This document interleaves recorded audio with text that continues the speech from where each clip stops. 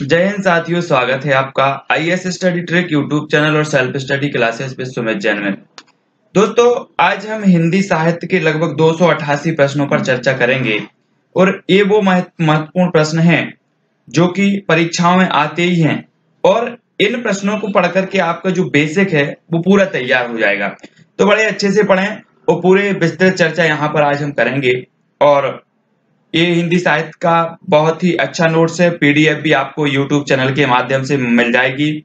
और जो भी हमारे दोस्त फेसबुक पर देख रहे हैं उनके लिए भी जो है आपसे निवेदन करूंगा कि आप यूट्यूब पर सर्च करें। अगर आप पढ़ाई करते हैं, आप हिंदी साहित्य से संबंधित हैं या और भी विषयों से संबंधित हैं जो कि आप प्रतियोगी परीक्षाओं की तैयारी कर रहे हैं, तो IAS study trick YouTube channel आप सर्च कर सकते हैं। यूट्यूब पर आपको बहुत सारे मटेरियल जो है उपलब्ध हो जाएंगे।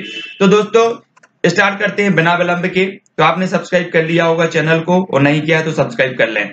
सबसे पहले आपको बताना है कि किस पुस्तक का 15 भारतीय भाषाओं और 40 विदेशी भाषाओं में अनुवाद किया जा चुका है। जी हाँ दोस्तों, तो आपको बताना है कि वह कौन सी पुस्तक है। तो इसका जो उत्तर हो जाएगा वो हो जाएगा पंचतंत्र। पंचतंत्र एक ऐसी पुस्तक है जिसका 15 भारतीय भाषाओं और 40 विदेशी भाषाओं में क्या हो चुका है, अनुवाद हो चुका है। पंचतंत्र किसकी रचना है ये बताना है आपको। तो ये जो रचना है वो विष्णु शर्मा की ये रचना मानी जाती है। तो इस प्रकार से हम सारे क्वेश्चनों को भी तैयार करते जाएंगे।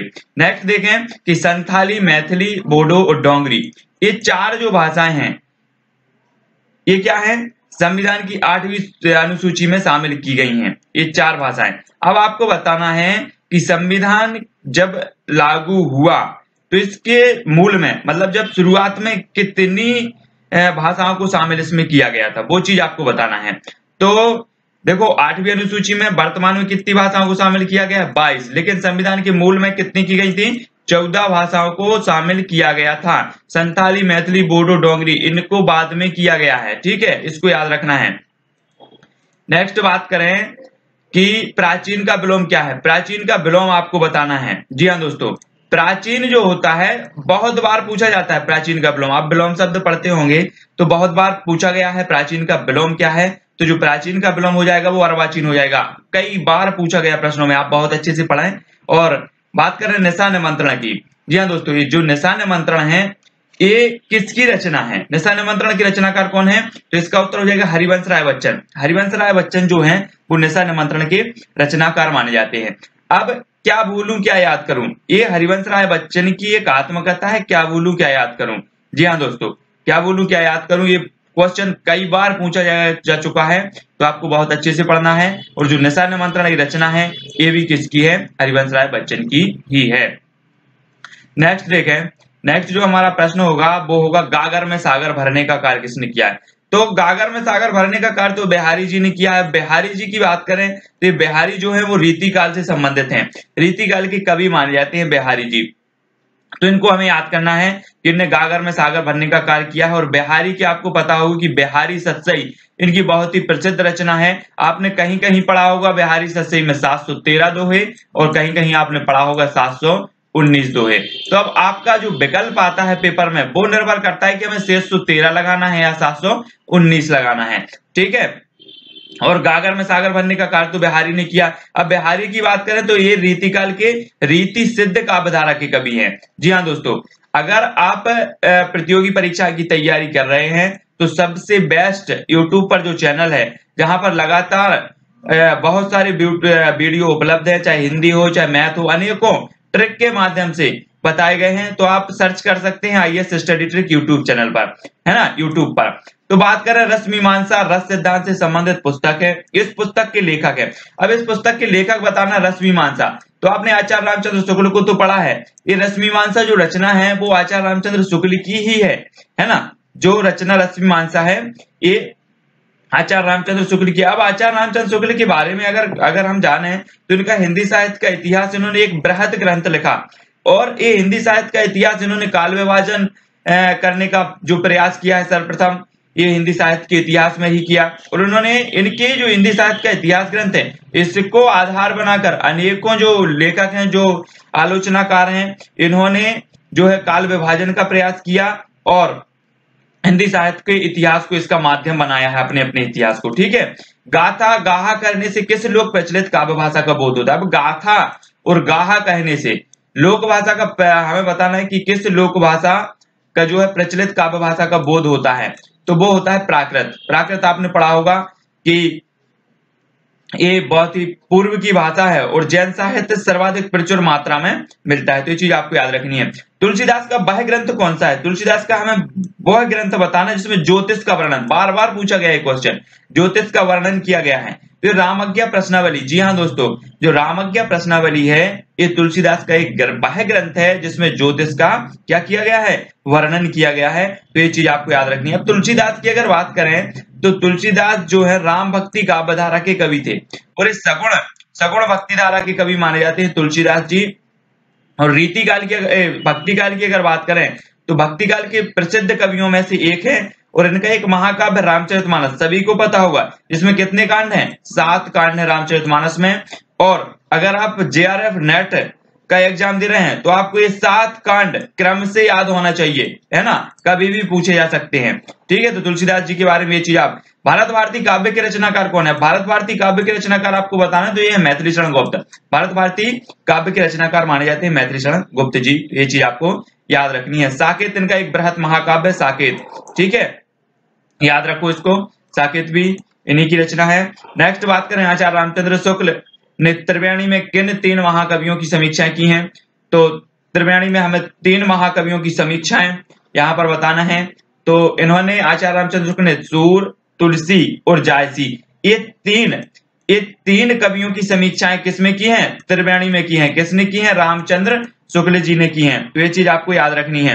नेक्स्ट बात करें, वीरों का कैसा हो बसंत, तो वीरों का कैसा हो बसंत ये कविता की रचयिता कौन है? तो सुभद्रा कुमारी चौहान। अब सुभद्रा कुमारी चौहान की बात करें तो सुभद्रा कुमारी चौहान का संबंध जबलपुर से रहा है ना, जबलपुर से रहा है और इन्होंने मुकुल और त्रिधारा नाम की 2 रचनाएं की हैं, बहुत ही प्रसिद्ध रचनाएं इनकी हैं, मुकुल और त्रिधारा। तो ये भी आपको याद रखना सुभद्रा कुमारी चौहान के बारे में, क्योंकि अगर आप MPSI का भी एग्जाम दे रहे हैं तो सुभद्रा कुमारी चौहान, हरिशंकर प्रसाद, शरद जोशी, इनके बारे में तो आपको पढ़ना ही पड़ेगा, इनकी रचनाओं के बारे में पढ़ना होगा, रचनाएं भी पूछी जाती हैं।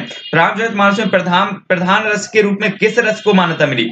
अब रामचरितमानस आपको पता है कि तुलसीदास जी का है, 7 कांड इसमें है और ये अवधी भाषा में लिखा गया है, तो ये चीज तो आपको पता ही है। रामचरितमानस में प्रधान रस आपको बताना है, तो प्रधान जो रस है वो भक्ति रस, ठीक है, भक्ति रस है।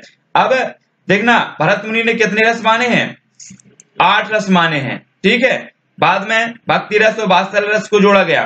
तो ये जो है भक्ति रस, रामचरितमानस में प्रधान रस की अगर बात करें तो ये भक्ति रस माना जाएगा, तो इसको आपको याद रखना है। नेक्स्ट बात करें कि चीनी तिब्बती भाषा समूह की भाषाओं के बोलने वालों को क्या कहा जाता है? तो अब देखो दोस्तों, चीनी तिब्बती जो भाषा परिवार है, आपको पता होगा कि भारत में भाषा परिवार कितने हैं? 4, ठीक है, 4 में से एक है चीनी तिब्बती। अगर चीनी तिब्बती भाषा समूह की भाषा बोलने वालों को क्या कहा जाता है, ये चीज बताना है, तो इनको कहा जाता है निषाद। ये चीज बहुत ही महत्वपूर्ण प्रश्न है, निषाद कहा जाता है, आपको याद रखना है इसको, ठीक है। बात करें, रामधारी से दिनकर को भारतीय ज्ञानपीठ पुरस्कार प्राप्त हुआ। जी हाँ दोस्तों, तो रामधारी से दिनकर को उर्वशी जो रचना है इनकी बहुत ही प्रसिद्ध रचना मानी जाती है और इनकी जो रचना उर्वशी है इसे 1972 में ज्ञानपीठ पुरस्कार मिला है। और बात करें कि प्रथम जो ज्ञानपीठ पुरस्कार हिंदी में मिला था वो किसे मिला था? सुमित्रानंदन पंत के लिए, चिदम्बरा के लिए, ठीक है, इसको याद रखना है। कब मिला था? 1968 में मिला था, ठीक है। नेक्स्ट बात करें कि सांच बराबर तप नहीं, झूठ बराबर पाप, इस पंक्ति के रचयिता कौन है? तो कबीरदास है। कबीरदास के बारे में अगर बात करें तो निर्गुण संत कहलाती है। निर्गुण संत काव्यधारा की अगर बात करें तो प्रमुख जो कवि माने जाते हैं वो कौन माने जाते हैं? कबीरदास, ठीक है, इसको याद रखना है, कबीरदास माने जाते हैं। और कबीरदास की एक रचना तो आपको पता ही होगी, बीजक, इनका संग्रह है, साकी शबद रमैनी इसमें से भी संग्रहित की गई हैं, तो इनको याद रखें आप। और जो भी हमारे साथी देख रहे हैं उनसे निवेदन करूंगा कि आप IAS स्टडी ट्रिक जो है सर्च करें यूट्यूब पर, और बहुत सारी वीडियो उपलब्ध है वहां पर। नेक्स्ट है, हिंदी कविता को छंदों की परिधि से मुक्त कराने वाले थे। तो छंदों की परिधि से मतलब छंद मुक्त, ठीक है। तो छंद मुक्त जो प्रथम रचना मानी जाती है वो मानी जाती है जूही की कली। जूही की कली छंद मुक्त की प्रथम रचना है और ये जूही की गली जो है सूर्यकांत त्रिपाठी निराला की है। और कविता की बात करेंगे, कविता को छंदों की परिधि से मुक्त सूर्यकांत त्रिपाठी निराला जी। जी हाँ दोस्तों, आपने सूर्यकांत त्रिपाठी निराला के बारे में पढ़ा होगा कि ये छायावाद के प्रमुख आधार स्तंभों में से एक है सूर्यकांत त्रिपाठी निराला जी, और इन्हें महाप्राण भी कहा जाता है, क्रांतिकारी कवि भी कहा जाता है। तो इनको आपको अच्छे से याद रखना है। नेक्स्ट बात करें कि हिंदी के किस समाचार पत्र में खड़ी बोली को मध्य देशीय भाषा कहा गया है। तो खड़ी बोली को मध्य देशीय भाषा कहा गया है बनारस अखबार में। तो इनको बहुत अच्छे से याद करना है दोस्तों। आप अगर ये 288 क्वेश्चन देख रहे हैं और पूरे आपने देखा तो हिंदी साहित्य का जो बेसिक है पूरा कंप्लीट हो जाएगा और एक कॉन्फिडेंस आपके अंदर आ जाएगा। तो बहुत अच्छे से देखें। और कामायनी किस प्रकार का ग्रंथ है? तो कामायनी जो है, सबसे पहले तो हम बात करें कामायनी की, तो कामायनी ये महाकाव्य है ना। महाकाव्य किसका महाकाव्य है? तो ये जयशंकर प्रसाद जी का महाकाव्य है, ठीक है, कामायनी। और इसमें कितने सर्ग हैं? 15 सर्ग हैं। तो ये चीज आपको याद रखना है। नेक्स्ट बात करें कि कौन सी भाषा भारतीय संविधान की 8वीं अनुसूची में नहीं दी गई है। अब 8वीं अनुसूची जो है वो भाषा से संबंधित है, ये तो सभी को पता है कि भाषा से संबंधित है 8वीं अनुसूची, लेकिन इसमें किस भाषा को मान्यता नहीं प्राप्त है? तो अंग्रेजी भाषा को 8वीं अनुसूची में मान्यता प्राप्त नहीं है। ये चीज आपको याद रखनी है। नेक्स्ट बात करें कि यह युग भारतेंदु बच्चे के समान हंसता खेलता आया था, जिसमें बच्चों की सी निश्चलता, अक्खड़पन, सरलता और तन्मयता थी। यह कथन किस आलोचक का है? तो ये जो कथन है वो रामचंद्र शुक्ल जी का है। इसको याद रखें आप, रामचंद्र शुक्ल जी, है ना। नेक्स्ट है कि जिस कालखंड के भीतर किसी विशेष ढंग की रचनाओं की प्रचुरता दिखाई पड़े वह एक अलग काल माना गया और उसका नामकरण उन्हीं रचनाओं के अनुसार किया गया। यह मान्यता किस इतिहासकार की है? तो ये रामचंद्र शुक्ल की है। रामचंद्र शुक्ल, आप देखो हिंदी साहित्य से संबंधित हैं अगर हम, तो हिंदी साहित्य जो है ये अगर इसमें कोई कोटेशन पूछा जाता है तो ज्यादातर जो है रामचंद्र शुक्ल से संबंधित पूछा जाता है। तो ये चीज आप याद रखें कि रामचंद्र शुक्ल जो है बृहत आलोचनाकार हुए हैं और बहुत सारी परीक्षाओं में अगर पूछा जाता है तो रामचंद्र शुक्ल की बहुत सारी कोटेशन पूछे जाती है। चीज याद रखना है आपको। नेक्स्ट बात करें पल्लव। पल्लव के रचयिता कौन है? अब ये जो पल्लव जो रचना है ये छायावादी रचना मानी जाती है ना। और इसे छायावाद का मैनिफेस्टो अर्थात घोषणा पत्र भी पल्लव को कहा जाता है। तो ये चीज आपको याद रखना है। और ये जो रचना है पल्लव वो किसकी है? ये सुमित्रा नंदन पंत जी की है, ठीक है। नेक्स्ट बात करें कि हिंदी साहित्य के इतिहास के सर्वप्रथम लेखक का नाम बताओ। अब हिंदी साहित्य का जो इतिहास है उसके सर्वप्रथम लेखक का नाम है गारसादा तासी, ठीक है। अब गारसादा तासी ने इस्तवार द लिटरेचर हिंदुस्तानी नामक पुस्तक लिखी और ये हिंदी साहित्य का प्रथम इतिहास माना जाता है। लेकिन हिंदी साहित्य का जो इतिहास है वो हिंदी में नहीं लिखा गया, सबसे पहले किस भाषा में लिखा गया? फ्रेंच भाषा में लिखा गया। तो ये चीज आपको याद रखनी है। तो जो गारसादा तासी ने जो ये ग्रंथ लिखा ये किस भाषा में लिखा था? फ्रेंच भाषा में लिखा था। ये चीज भी आपको याद रखनी है। नेक्स्ट है देखन जो पाऊं जो पठाऊं जब मैं लोक हाथ दूजो न लगाऊं बार करो एक कर को। ये पंक्तियां किसकी हैं? तो ये है नाभादास की, नाभादास जी की हैं, ठीक है। अब नाभादास के बारे में अगर बात करें तो सबसे ज्यादा अगर कोई प्रश्न पूछा जाता है तो वो नाभादास की भक्तमाल एक ऐसी रचना है जो सबसे ज्यादा पूछी जाती है। जी हाँ दोस्तों, और ये किसकी है भक्तमाल? ये नाभादास जी की है, ठीक है। ये चीज आपको याद रखनी है। अगर आप प्रतियोगी परीक्षाओं की तैयारी कर रहे हैं तो IAS study trick YouTube channel सबसे बेस्ट यूट्यूब चैनल। यूट्यूब पर आप सर्च करें, बहुत सारे वीडियो हैं और उस पर आप सभी विषयों की जो है वीडियो प्राप्त कर सकते हैं, पीडीएफ प्राप्त कर सकते हैं, नोट्स प्राप्त कर सकते हैं, ठीक है।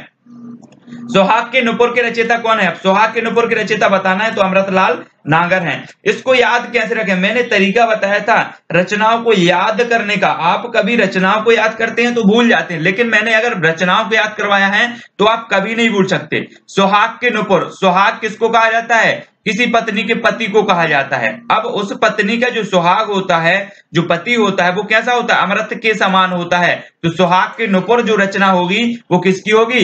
अमृतलाल नागर की होगी। इस प्रकार से सारी रचनाओं को मैंने बहुत अच्छे से भी याद कराया आप लोगों को, तो याद करने अच्छे से। अब यहां पर फिर आ गया कि सूर्यकांत त्रिपाठी जो निराला हैं वो कैसा कवि माना जाता है?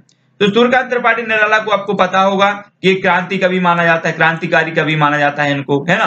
इनकी एक रचना है राम की शक्ति पूजा, और बहुत ही पूछी जाती राम की शक्ति पूजा, बहुत अच्छे से याद इसको भी करना है। और इनकी यथार्थवादी रचना है कौन सी? तोड़ती पत्थर। तोड़ती पत्थर यथार्थवादी रचना मानी जाती है। नेक्स्ट बात करें, देश में एकमात्र किस राज्य की राजभाषा अंग्रेजी है? अब हमने अभी पढ़ा था कि जो अंग्रेजी है इसे 8वीं अनुसूची में शामिल नहीं किया गया अंग्रेजी को, लेकिन अंग्रेजी जो है नागालैंड की जो राजभाषा है वो अंग्रेजी ही है। ठीक है, याद रखना इसको। त्रिपुरा की राजभाषा क्या है? तो त्रिपुरा की राजभाषा तो बांग्ला है ना, बांग्ला है। और प्रेम सागर की रचनाकार कौन है? तो प्रेम सागर की रचनाकार है लल्लू लाल। ये चीज भी आपको याद रखना है। ठीक है, नेक्स्ट बात करें, पवित्रता की माप है मलिनता, सुख का आलोचक है दुख, पुण्य की कसौटी है पाप, यह कथन स्कंदगुप्त नाटक के किस पात्र का है? अब पहली बात तो यह है कि जो स्कंदगुप्त जो नाटक है वो किसका है? स्कंदगुप्त नाटक है तो वो है जयशंकर प्रसाद का। आपने पढ़ा होगा राजश्री, चंद्रगुप्त, स्कंदगुप्त, है ना, द्रौपदी, ये सारे नाटक किसके हैं? ये किसके हैं? चंद्रगुप्त। तो ये हैं जयशंकर प्रसाद जी के।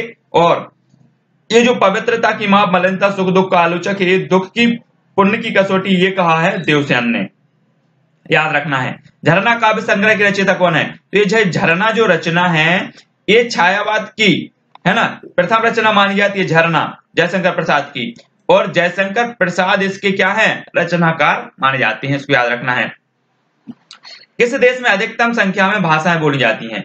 तो भाषाएं जो बोली जाती हैं अधिकतम संख्या में वो बोली जाती हैं भारत में। भारत में बोली जाती हैं, सभी को पता है कि जो अधिकतम अगर भाषाओं की बात करें तो ये भारत में ही बोली जाती हैं, सभी लोग को पता है। ठीक है दोस्तों, वीडियो को ज्यादा से ज्यादा शेयर करें ताकि सभी लोगों को तक पहुंच जाए। और अगर आपने व्याकरण से संबंधित अगर व्याकरण नहीं आती आपको, जैसे संधि है, संधि बहुत कठिन लगती है, लेकिन अगर संधि नहीं आती तो आप वीडियो देखें, प्लेलिस्ट में देखें, YouTube channel IAS study trick playlist में देखें, संधि मिल जाएगी आपको। अलंकार नहीं आता तो बहुत अच्छे तरीके से अलंकार भी बताया गया है ट्रिक के माध्यम से, वो भी देखें। ठीक है, नेक्स्ट है झरना काव्य के रचयिता तो हो गए जयशंकर प्रसाद हो गए। और चारु शब्द की शुद्ध भावात्मक संज्ञा बताना है ना। अब संज्ञा की बात हो रही, वो भी किसकी? भावात्मक संज्ञा की। तो चारु शब्द की भावात्मक संज्ञा क्या हो जाएगी? चारुता हो जाएगी, ये याद रखना है आपको। नेक्स्ट है भारतीय भाषाओं को कितने प्रमुख वर्गों में बांटा गया है? तो भारतीय भाषाओं को 5 वर्गों में, यहां पर 4 लिखा है लेकिन ये गलत है, 5 वर्गों में बांटा गया है भारतीय भाषाओं को, याद रखना है आपको। नेक्स्ट देखें, भारत में सबसे अधिक बोला जाने वाला जो भाषाई परिवार है वो कौन सा है? तो वो है इंडो आर्यन। इंडो आर्यन भाषा परिवार है। और बात करें आंचलिक रचनाएं किससे संबंधित होती हैं? तो आंचलिक जो रचनाएं होती हैं वो क्षेत्र विशेष से संबंधित होती हैं, लेकिन जो आंचलिक रचनाकार हैं वो कौन है? आंचलिक रचनाकार फणीश्वरनाथ रेणु हैं। एक और पूछा जाता है प्रश्न, कौन सा पूछा जाता है कि जो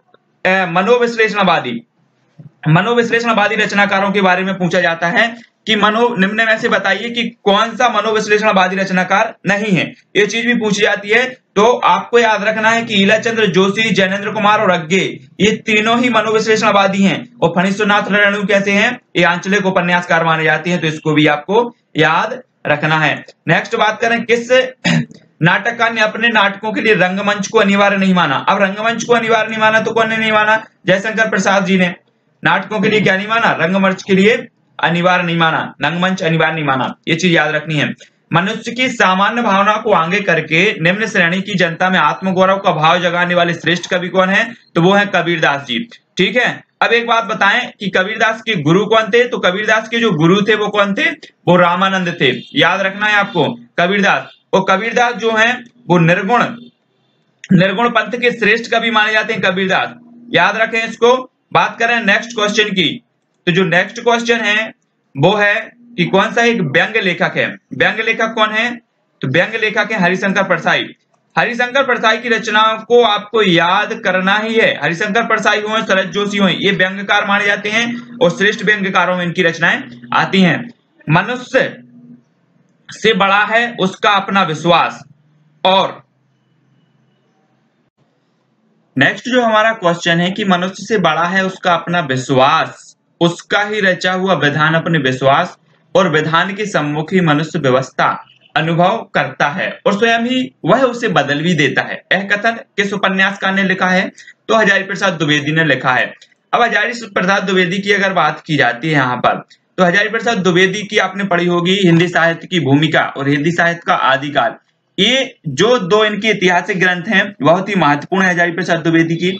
और इन्होंने अगर भक्ति काल की बात करें तो इन्होंने कहा है कि भक्ति काल का उदय अगर माना जाता है तो वो स्वाभाविक उपज है।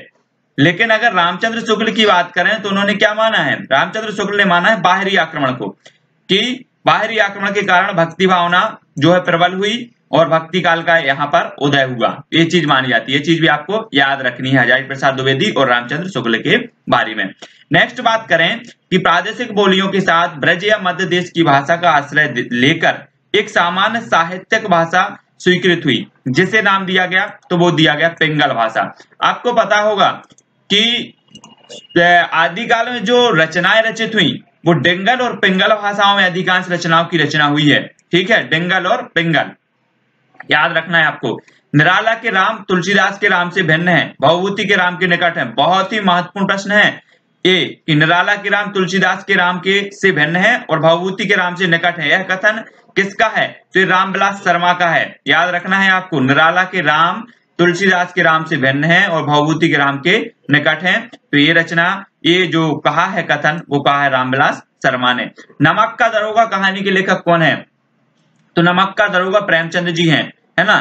प्रेमचंद जी की बहुत सारी कथाएं हैं या कहानी है और उनमें से एक है नमक का दरोगा, पंच परमेश्वर और अनेकों इन्होंने कहानियां लिखी हैं। तो कहानियों के बारे में जब भी पूछा जाता है तो प्रेमचंद को सर्वश्रेष्ठ माना जाता है। ठीक है, याद रखना है इसको।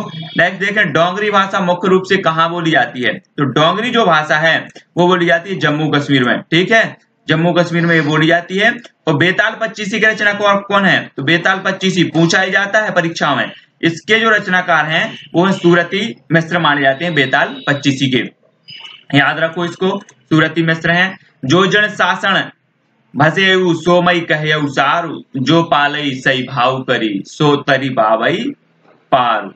याद रखना है ये जो कोटेशन है, अगर आप नेट जेआरएफ का जो पेपर दे रहे हैं तो उनमें ये पंक्तियां पूछी ही जाती हैं और जो ये दोहे हैं, ये पंक्तियां हैं, ये पूछी जाती हैं और ये बनती भी नहीं है लोगों से, तो इसको याद रखना है। और ये देवसेन जी की ये पंक्ति है, ये कोटेशन है। और देवसेन की अगर बात करें तो इन्होंने एक रचना रची है जिसका नाम है श्राप का चार। और श्राप का चार जैसे ही मैंने नाम लिया तो आपके मन में एक वो आ गई होगी कि ये जो श्राप का चार रचना है ये प्रथम रचना मानी जाती है, हिंदी की प्रथम रचना मानी जाती है श्राप का चार। और इसके रचयिता कौन है, देवसेन है, ये तो आपको याद ही होगा। और हिंदी का अगर प्रथम कवि की बात करें तो कौन माना जाता है, वो माना जाता है सरहपा। और वो किसने माना है, तो राहुल सांकृत्याय ने माना है। ये चीज आपको याद रखनी है। नेक्स्ट बात करें, आचार्य रामचंद्र शुक्ल कृत हिंदी साहित्य का इतिहास की अधिकांश सामग्री पुस्तककार प्रकाशन के पूर्व हिंदी शब्द सागर की भूमिका में छपी थी। जी हाँ दोस्तों, इस भूमिका में उसका शीर्षक क्या था, तो हिंदी साहित्य का विकास था। आपको पता होगा कि हिंदी साहित्य का इतिहास जिसे कि हम कहते हैं आचार्य रामचंद्र शुक्ल का, वो सबसे पहले 1929 में, कब, 1929 में हिंदी शब्द सागर की भूमिका के रूप में छपा।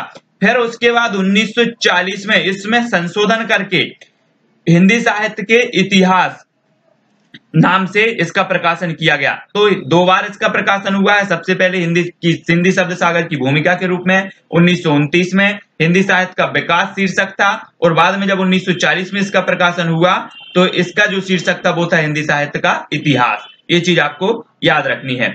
नेक्स्ट बात करें कि हिंदी भाषा का पहला समाचार पत्र कौन था, तो आपको पता ही होगा, आसान है। ये जो समाचार पत्र था 1826 में इसका प्रकाशन हुआ और इस समाचार पत्र का नाम क्या था, उदंत मार्तंड था। तो ये चीज आपको याद रखनी है। और इसके जो प्रकाशक थे, संपादक थे, वो कौन थे, पंडित जुगल किशोर थे और ये कलकत्ता से प्रकाशन हुआ इसका। ये चीज भी आपको याद रखनी है। नेक्स्ट बात करें, संस्कृत से सर्वाधिक प्रभावित द्रविड़ भाषा है, तो तेलुगु भाषा है, तेलुगु है ना, तेलुगु भाषा संस्कृत से प्रभावित है। ठीक है, जिसका जन्म ना हो उसके लिए एक शब्द क्या है, अजन्मा। सभी को पता है भारतीय संविधान में हिंदी को कहा गया है, तो हिंदी को क्या कहा गया है, राजभाषा कहा गया है। ठीक है, याद रखना इसको। किस रचना की सर्वाधिक टीकाएं लिखी गई, तो आपको पता होगा कि बिहारी सस्सई। अब बिहारी सस्सई किसकी रचना है, बिहारी सस्सई बिहारी जी की रचना है। लेकिन बिहारी सस्ते की बाद में सबसे पहले जो टीकाएं लिखी गई हैं वो लिखी गई हैं रामचरितमानस तुलसीदास जी की, और दूसरे नंबर पर अगर किसी की टीकाएं सबसे ज्यादा लिखी गई हैं तो वो लिखी गई हैं बिहारी सस्ते की। ये चीज आपको याद रखनी है ना। बिहारी सस्ते आपको पता होगा कि इसमें कितने दोहे हैं, आपने पढ़ा होगा कि कहीं कहीं इसमें 713 दोहे मिलते हैं, है ना, 713, और कहीं कहीं इसके 719 मिलते हैं। याद रखना है आपको, अगर 719 ऑप्शन में आता है तो 713 नहीं आएगा, और 713 आता है 19 नहीं आएगा, तो 713 विकल्प के अनुसार इसको हल भी करना है, कंफ्यूज नहीं होना है, पुस्तकों में अलग अलग दिया है, ठीक है। नेक्स्ट है हंस जवाहर रचना किस सूफी कवि द्वारा रची गई। अब हंस जवाहर जो रचना है वो कासिम शाह प्रसिद्ध लेखक हुए हैं, कवि हुए हैं, इन्होंने हंस जवाहर की रचना की है। याद रखना, हंस जवाहर कासिम शाह है। बूंदी नरेश महाराज भाव से हैं का आश्रित कवि कौन था। भाव की बात करें तो भाव क्या होते हैं, हमारे मन में भाव उठते हैं, और हमारी मति मतलब जो हमारे विचार होते हैं, मति होती है, वो भी हमारे मन से संबंधित है। तो भाव और मति लगभग समान ही है, तो भाव से के यहाँ आश्रित कवि कौन होगा, मतिराम होगा। याद रखना है इसको। इतिहास का शब्द शुद्ध विशेषण है, तो इसका विशेषण क्या हो जाएगा, इतिहास का ऐतिहासिक हो जाएगा। याद रखना है इसको। नेक्स्ट बात करें आंसू काव्य के रचयिता कौन है, तो आंसू काव्य के जो रचनाकार हैं वो कौन है, आंसू के जयशंकर प्रसाद जी हैं। सभी को पता है जयशंकर प्रसाद छायावाद के आधार स्तंभ और छायावाद के प्रवर्तक भी माने जाते हैं। लेकिन क्या मुकुटधर पांडे जो हैं इनको भी कई लोग मानते हैं छायावाद का, लेकिन मुकुटधर जो पांडे हैं इन्होंने छायावाद शब्द का सर्वप्रथम प्रयोग किया है, और जयशंकर प्रसाद को अधिकांश विद्वान छायावाद का प्रवर्तक मानते हैं। तो अगर क्वेश्चन आता है कि छायावाद का प्रवर्तक किसे माना जाता है, तो वो माना जाता है जयशंकर प्रसाद को ही माना जाता है, इसको याद रखना है।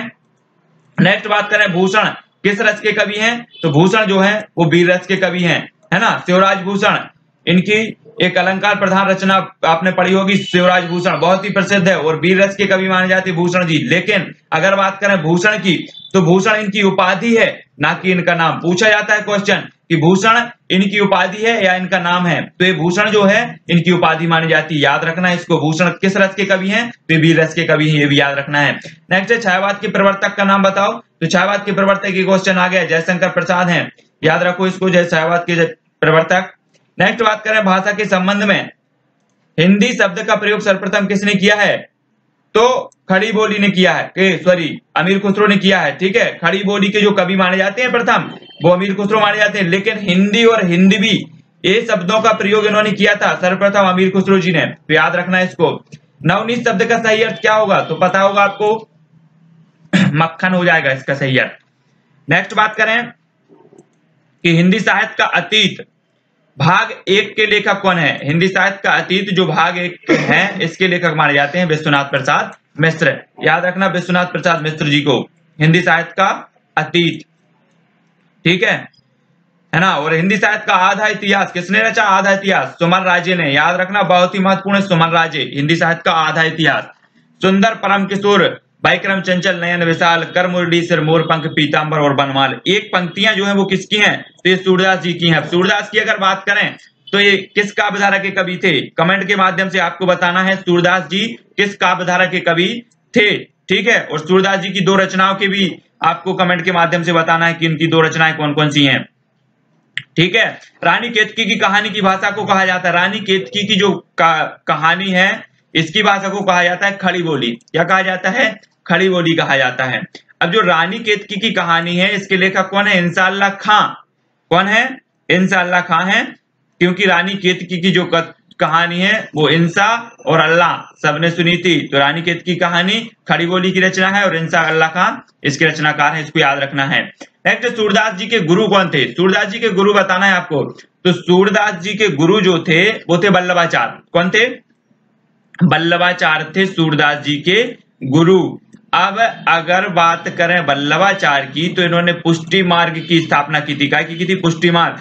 और इन्होंने शुद्धाद्वैत की भी, शुद्धाद्वैत संप्रदाय जो उसकी भी स्थापना की थी वल्लभाचार्य ने, याद रखना। और वल्लभाचार्य के 4 शिष्य थे और इनके पुत्र का नाम था क्या, विट्ठल। और जो विट्ठल नाथ थे इन्होंने क्या किया कि जो 4 कवि वल्लभाचार्य के थे और 4 विट्ठल नाथ के कवि थे, इनको मिलाकर कब 1565 में 1565 में अष्टछाप की स्थापना कर दी इन्होंने। और अष्टछाप की जो स्थापना इन्होंने की है उनमें अगर बात करें सूरदास की, तो सूरदास जी प्रमुख कवि माने जाते हैं अष्टछाप के। तो इसको याद रखना है आपको। पूछा जाता है कि अष्टछाप की स्थापना कब हुई, तो 1565 में हुई। अष्टछाप की स्थापना किसने की, तो विट्ठलनाथ ने की है। ठीक है। पुष्टि मार्ग की स्थापना किसने की, तो वल्लभाचार्य ने। शुद्धाद्वैत के प्रवर्तक कौन है, तो वल्लभाचार्य हैं। इस सारे प्रश्न आपके क्लियर हो जाते हैं यहां से। नेक्स्ट जो क्वेश्चन है वो क्या है कि हिंदी का प्रथम कवि माना जाता है, तो सरायपाद को माना जाता है। तो आपको पता ही है, राव सांकृत्य ने इन्हें माना है प्रथम कवि। प्रभात फेरी और इनकी एक रचना है दोहा कोश, याद रखना दोहा कोश प्रसिद्ध है और क्या है, पूछी ही जाती है दोहा कोश, याद रखना इनकी दोहा कोश है सरायपाद की। प्रभात फेरी काव्य की रचना और कौन है, तो प्रभात फेरी जो काव्य है वो नरेंद्र शर्मा जी का है, नरेंद्र शर्मा, याद रखना इसको, नरेंद्र शर्मा प्रभात फेरी काव्य के रचनाकार हैं। हिंदी भाषा की बोलियों के आधार पर छत्तीसगढ़ी बोली है। अब छत्तीसगढ़ी बोली तो आपको पता ही होगा, है ना, कि ये पूर्वी हिंदी की है ना। और कौन कौन सी है, तो और हैं अवधी, बघेली और छत्तीसगढ़ी, है ना। तो इसको कैसे याद रखें, जैसे हम अगर इसका कोड बना लें तो आ से अवधी और वा से वघेली, ठीक है, वा से वघेली और छत्तीसगढ़ी से छत्तीसगढ़ी। अगर हम इसको पढ़ें कि अब छत्तीसगढ़ी, अब छत्तीसगढ़ी, ये क्या हो जाएंगी, पूर्वी हिंदी की हो जाएंगी। इसको ऐसे कोड बना के पढ़ लेंगे। नेक्स्ट देखें, अपभ्रंश भाषा के प्रथम व्याकरणाचार्य कौन है, तो अपभ्रंश भाषा की अगर बात करें तो अपभ्रंश भाषा की प्रसिद्ध कवि कौन हुई है, स्वयंभू। पयमचर्यु की रचना की है स्वयंभू ने। और प्रथम अगर व्याकरणाचार्य की बात होती है तो वो कौन है, हेमचंद्र हैं। इनको भी याद रखना है, हेमचंद्र जी को अपभ्रंश के क्या है, ये प्रथम व्याकरणाचार्य माने जाते हैं। नेक्स्ट, देवनागरी लिपि का विकास किस लिपि से हुआ है, तो देवनागरी लिपि का विकास हुआ है ब्राह्मी लिपि से, है ना। और एक और क्वेश्चन पूछा जाता है खरोष्टी लिपि, खरोष्टी लिपि का जो विकास हुआ है वो अरमाइक लिपि से माना जाता है। ठीक है, ये भी याद रखना है आपको। किस काल को स्वर्ण काल कहा गया, तो भक्ति काल को स्वर्ण काल कहा गया। आपको पता होगा भक्ति काल को क्या कहा जाता है, स्वर्ण काल, लेकिन किसने कहा स्वर्ण काल, ये चीज आपको बतानी है। तो सर्वप्रथम जॉर्ज ग्रियर्सन ने भक्ति काल को स्वर्ण काल कहा है, ये चीज भी आपको याद रखनी है। पृथ्वीराज रासो के रचनाकार कौन है, तो पृथ्वीराज रासो के रचनाकार हैं चंद्रबरदाई। अब पृथ्वीराज रासो की अगर बात करें तो ये हिंदी का प्रथम महाकाव्य माना जाता है। ठीक है, और हिंदी के प्रथम महाकवि भी चंद्रबरदाई माने जाते हैं। लेकिन पृथ्वीराज जो रासो है इसमें कितने सर्ग हैं, तो इसमें सर्ग हैं 69। ये चीज भी आपको याद रखनी है, पृथ्वीराज रासो में कितने सर्ग हैं, 69, याद रखो इसको। नेक्स्ट है, भूषण का कौन सा लक्षण ग्रंथ, भूषण का कौन सा लक्षण ग्रंथ है ना। रीति काल में लक्षण ग्रंथ लिखे गए, रीति काल में लक्षण ग्रंथ लिखे गए। और भूषण भी रीति काल के वीर कवि, वीर रस के कवि थे। सभी श्रृंगार रस में काव्य रचना कर रहे थे उसी समय, भूषण वीर रस में कर रहे थे। तो शिवराज जो भूषण है ये अलंकार ग्रंथ माना जाता है और ये लक्षण ग्रंथ है भूषण जी का। ठीक है, तो इसको याद रखना है। हरिश्चंद्र हिंदी शब्द का प्रयोग किस इतिहासकार ने अपने इतिहास ग्रंथ में किया, तो ये हरिश्चंद्र हिंदी का प्रयोग जो किया है वो आचार्य रामचंद्र शुक्ल ने किया है। ठीक है, और एक क्वेश्चन और पूछा गया था भी कि जो रामचंद्र शुक्ल हैं वो सबसे ज्यादा किससे प्रभावित थे, तो वो थे तुलसीदास जी की रामचरितमानस से। ठीक है, तो ये चीज आपको याद रखनी है, रामचंद्र शुक्ल। अतीत के चलचित्र के रचयिता कौन है, अतीत के चलचित्र, तो अतीत के चलचित्र महादेवी वर्मा जी की रचना है। ठीक है, याद रखना है इनकी महादेवी वर्मा की रचनाएं और भी हैं, निहार, रश्मि, नीरजा, ये सारी शांत गीत, ये सभी रचना जो है महादेवी वर्मा जी की हैं। और महादेवी वर्मा जो है वो छायावाद की कवित्री मानी जाती हैं और आधार स्तंभों में गिनी जाती हैं महादेवी वर्मा। और आपको पता होगा कि इन्हें 1982 में इन्हें एक पुरस्कार मिला था। कौन सा पुरस्कार मिला था, ज्ञानपीठ पुरस्कार। किस रचना के लिए मिला था, ये मिला था इन्हें यामा के लिए। किसके लिए मिला था, यामा के लिए मिला था इन्हें ज्ञानपीठ पुरस्कार। कब मिला था, 1982 में मिला था। और अगर बात करें कि किसी रचना के लिए अंतिम बार जो ज्ञानपीठ पुरस्कार मिला है वो यामा के ही लिए मिला है, क्योंकि 1982 के बाद जो ज्ञानपीठ पुरस्कार है वो संपूर्ण साहित्य के लिए दिया जाने लगा। तो ये चीज आपको याद रखनी है, यहाँ से इतने सारे क्वेश्चन आपके क्लियर हो जाते हैं। नेक्स्ट बात करें, रामचरितमानस में कितने कांड हैं। अगर आप नेट जेआरएफ की तैयारी कर रहे हैं तो रामचरितमानस में जितने भी कांड है, कितने कांड है, 7 कांड है। आपको क्रम से इन कांडों को याद रखना है, ठीक है। और रामधारी सिंह दिनकर की बात करें कि किस रस के कवि माने जाते हैं रामधारी सिंह दिनकर, तो ये माने जाते हैं वीर रस के कवि रामधारी सिंह दिनकर। और मैंने बताया था कि उर्वशी के लिए मिला था 1972 में, क्या मिला था, ज्ञानपीठ पुरस्कार मिला था। याद रखना रामधारी सिंह दिनकर जी को वीर रस के कवि है। और केरल राज्य की राजकीय भाषा है, तो केरल राज्य की आपको पता होगी मलयालम है, मलयालम है ना, याद रखो इसकी, मलयालम केरल राज्य की राजकीय भाषा मानी जाती है। किस इतिहासकार ने सर्वप्रथम रीतिकालीन कवियों के सर्वाधिक परिचयात्मक विवरण दिए हैं, तो रीतिकालीन कवियों के सर्वाधिक जो है परिचयात्मक विवरण दिए मिश्रबंधु ने। कौन सी रचना में, मिश्रबंधु विनोद में। कितने कवियों का इसमें उल्लेख किया गया है, लगभग 5000 कवियों का इसमें वर्णन या परिचय दिया गया है। लेकिन जो रामचंद्र शुक्ल हैं, आपको पता होगा कि इन्हें हिंदी साहित्य का इतिहास लिखा है, इन्होंने भी रीतिकाल के कवियों का परिचय दिया है। लेकिन ये रीतिकाल का परिचय इन्होंने दिया है तो ये कहां से उठाया है इनने जो रीतिकाल के कवियों का परिचय दिया है वो भी मिश्रबंधु विनोद से ही लिया है। किसने, आचार्य रामचंद्र शुक्ल ने। याद रखना है ये चीज। नेक्स्ट बात करें कि लाल पीला होने का अर्थ है, तो लाल पीले होने का अर्थ क्या है, क्रोध करना। आपको पता ही होगा, क्रोध करना पूछा जाता है परीक्षा में बहुत। भारत के किस प्रांत में कोंकणी भाषा बोली जाती है, कोंकणी भाषा बोली जाती है निर्गुण और गोवा में, ठीक है, महाराष्ट्र और गोवा में बोली जाती है कोंकणी भाषा। याद रखना निर्गुण भक्ति काव्य का प्रमुख कवि कौन है। अब निर्गुण और सगुण जो भक्ति काल था ये 2 काव्य धाराओं में बटा था, निर्गुण और सगुण, ठीक है। फिर सगुण भी 2 में बट गया और निर्गुण भी 2 में बट गया, ये चीज आपको याद रखनी है ना।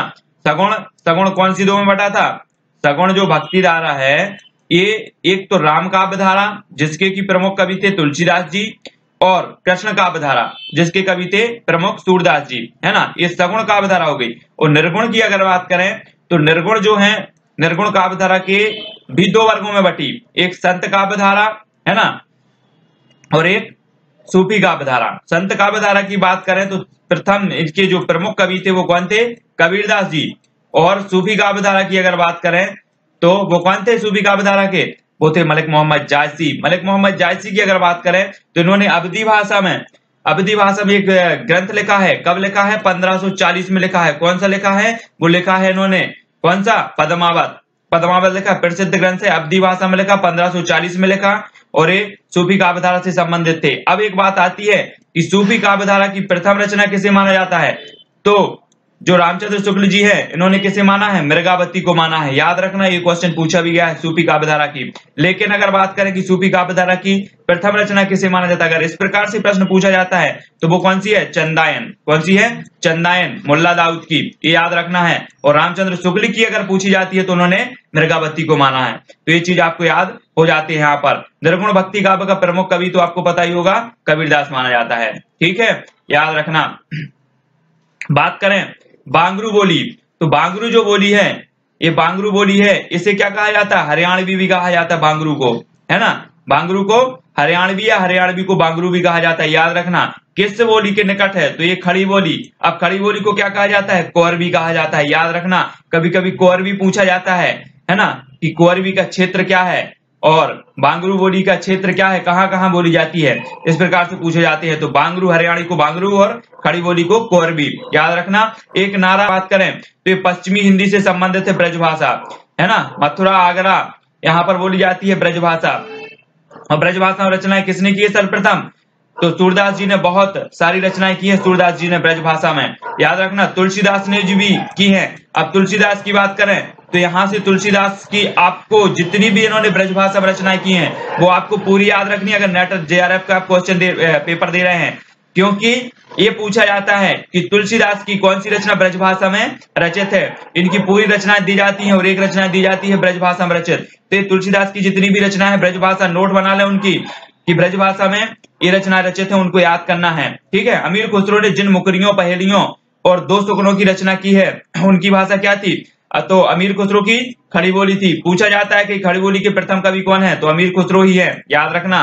भारतेंदु के भारत दुर्दशा किस साहित्य रूप का हिस्सा है, तो जो भारत दुर्दशा है ये नाटक साहित्य का है, ठीक है, नाटक साहित्य। याद रखना इनको, नाटक साहित्य भारत दुर्दशा भारतेंदु जी की है, ठीक है। अब भारतेंदु जी का जन्म कब हुआ था? ये हुआ था 1950 में, और इनकी मृत्यु भी 1985 में हो गई। तो इसको याद रखो, क्या है ये 1950 में नहीं, ये 1850 याद रखना, ठीक है।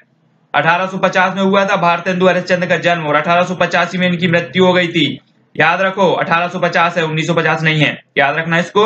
आचार्य रामचंद्र शुक्ल ने किन दो प्रमुख तथ्यों को ध्यान में रखकर हिंदी साहित्य के इतिहास के कालखंडों का नामकरण किया है?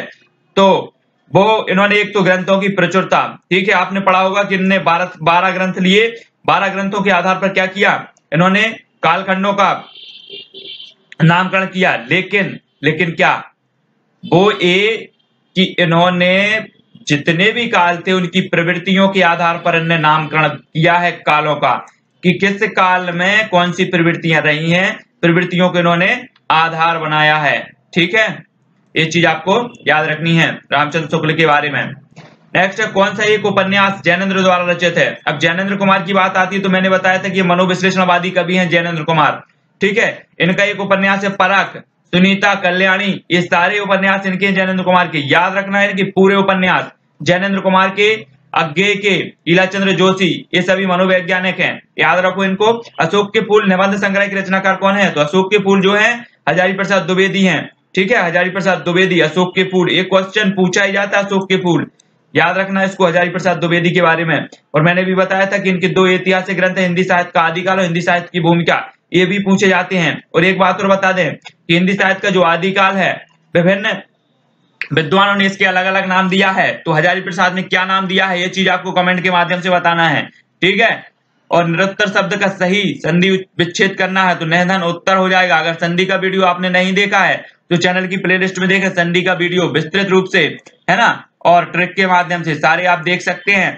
तो यहाँ पर विसर्ग संधि हो जाएगी, ठीक है। नेक्स्ट देखें, जो अपनी जान खपाते हैं उनका हक उन लोगों से ज्यादा है जो केवल रुपया लगाते हैं। कथन किसका है? ये गोदान का है, लेकिन ये किस पात्र द्वारा कहा गया है? तो महतो। अब यहाँ पर गोदान, तो गोदान जो है, ये गोदान किसकी रचना है? उपन्यास है। सर्वप्रथम तो बात करें तो ये उपन्यास है, किसका उपन्यास है? ये प्रेमचंद जी का है, ठीक है। इनके जो प्रेमचंद जी के हैं कौन कौन से उपन्यास हैं? इनके सेवा सदन है, कर्मभूमि, रंगभूमि, गोदान, ये सभी हैं, निर्मला, ये सारे इनके उपन्यास, इनको उपन्यास को याद रखना है। और एक चीज इनकी पूछी जाती है, मंगलसूत्र।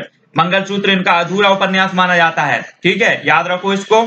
पंचवटी में कौन सा समास है? तो पंचवटी में आपको पता होगा कि जिसका पद प्रथम पद जो होता है संख्यावाचक होता है, तो वो कहाँ कौन सा समास होता है? वहां पर द्विगु समास होता है, याद रखो इसको। भारतीय भाषाओं में कौन सी भाषा द्रविड़ भाषा की उत्पत्ति नहीं है? द्रविड़ भाषा की उत्पत्ति नहीं है तो वो नहीं है मराठी, मराठी नहीं है द्रविड़ भाषा की, ठीक है। और भारत के जितने भी 4 भाषा परिवार हैं उनको भी याद रखो, उनसे संबंधित भाषाओं को याद रखो, नेट जेआरएफ वाले। शुद्ध शब्द क्या है? कवित्री, कवित्री शुद्ध शब्द है, बार बार पूछा जाता है ये चीज, अच्छे से देख लो कवित्री कैसा लिखा जाता है ना। बिहारी किस काल के कवि थे? तो मैंने बताया था कि बिहारी जी रीतिकाल के कवि थे, और इनकी रचना आपको बताना है जो सबसे प्रसिद्ध है, जिसमें गागर में सागर भर दिया है इन्होंने, आपको कमेंट के माध्यम से बताना है बिहारी जी की रचना, है ना। और बिहारी किस काल के कवि थे? तो ये रीतिकाल के कवि थे। और किस धारा के कवि थे? क्योंकि रीतिकाल में रीति सिद्ध, रीति मुक्त और रीतिबद्ध 3 काव्य धाराएं चली, और ये बिहारी किस काव्य काल के कवि थे? तो रीतिकाल, और रीतिकाल में रीति सिद्ध काव्य धारा के कवि माने जाते हैं, याद रखो इसको, रीति सिद्ध, है ना।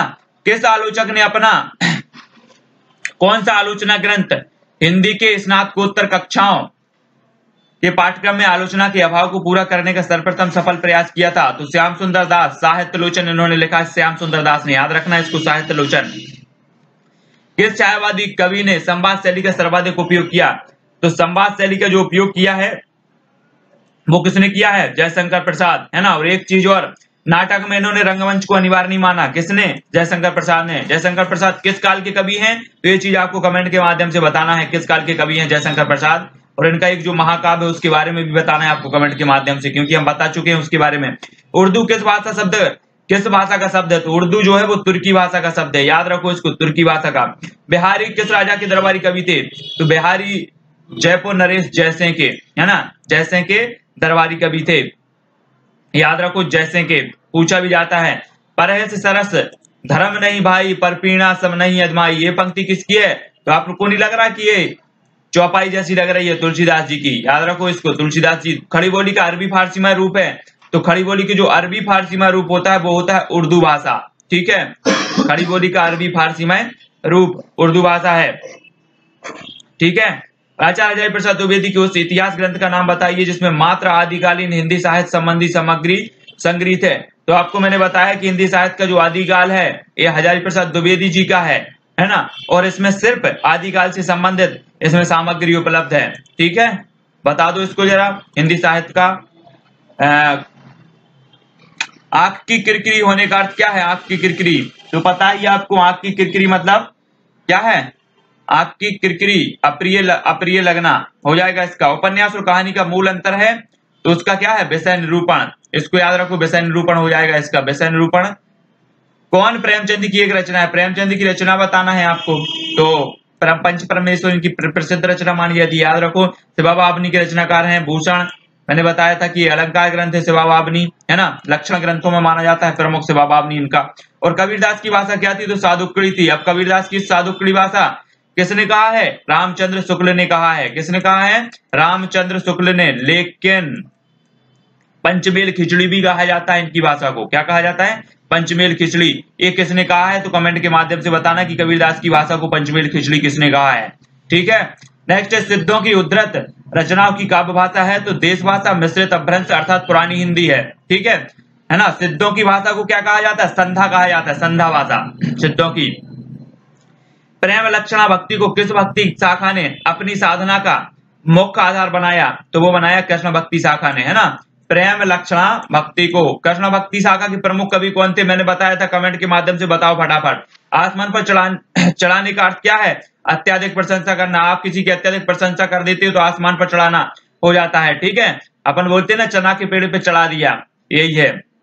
नेक्स्ट देखो कि अंग्रेजी भाषा को भारत में शिक्षा का माध्यम बनाने का जो आरंभ किसने किया है? शिक्षा का माध्यम वो किया है लॉर्ड मैकाले ने। कब किया है? 1935 में। ये चीज याद रखना, लॉर्ड मैकाले ने अंग्रेजी भाषा को शिक्षा का माध्यम बना दिया 1935 में, याद रखो। मनुष्य के आचरण के प्रवर्तक भाव या मनोविकार ही होते हैं, बुद्धि नहीं। यह कथन किसका है? रामचंद्र शुक्ल का। आपको पता होगा कि मनोविकार संबंधी इन्होंने बहुत सारे क्या लिखे हैं, है ना, ईर्ष्या, उत्साह, ये सारे मनोविकार संबंधी इन्होंने निबंध लिखे हैं आचार्य रामचंद्र शुक्ल ने, याद रखना है आपको, ठीक है।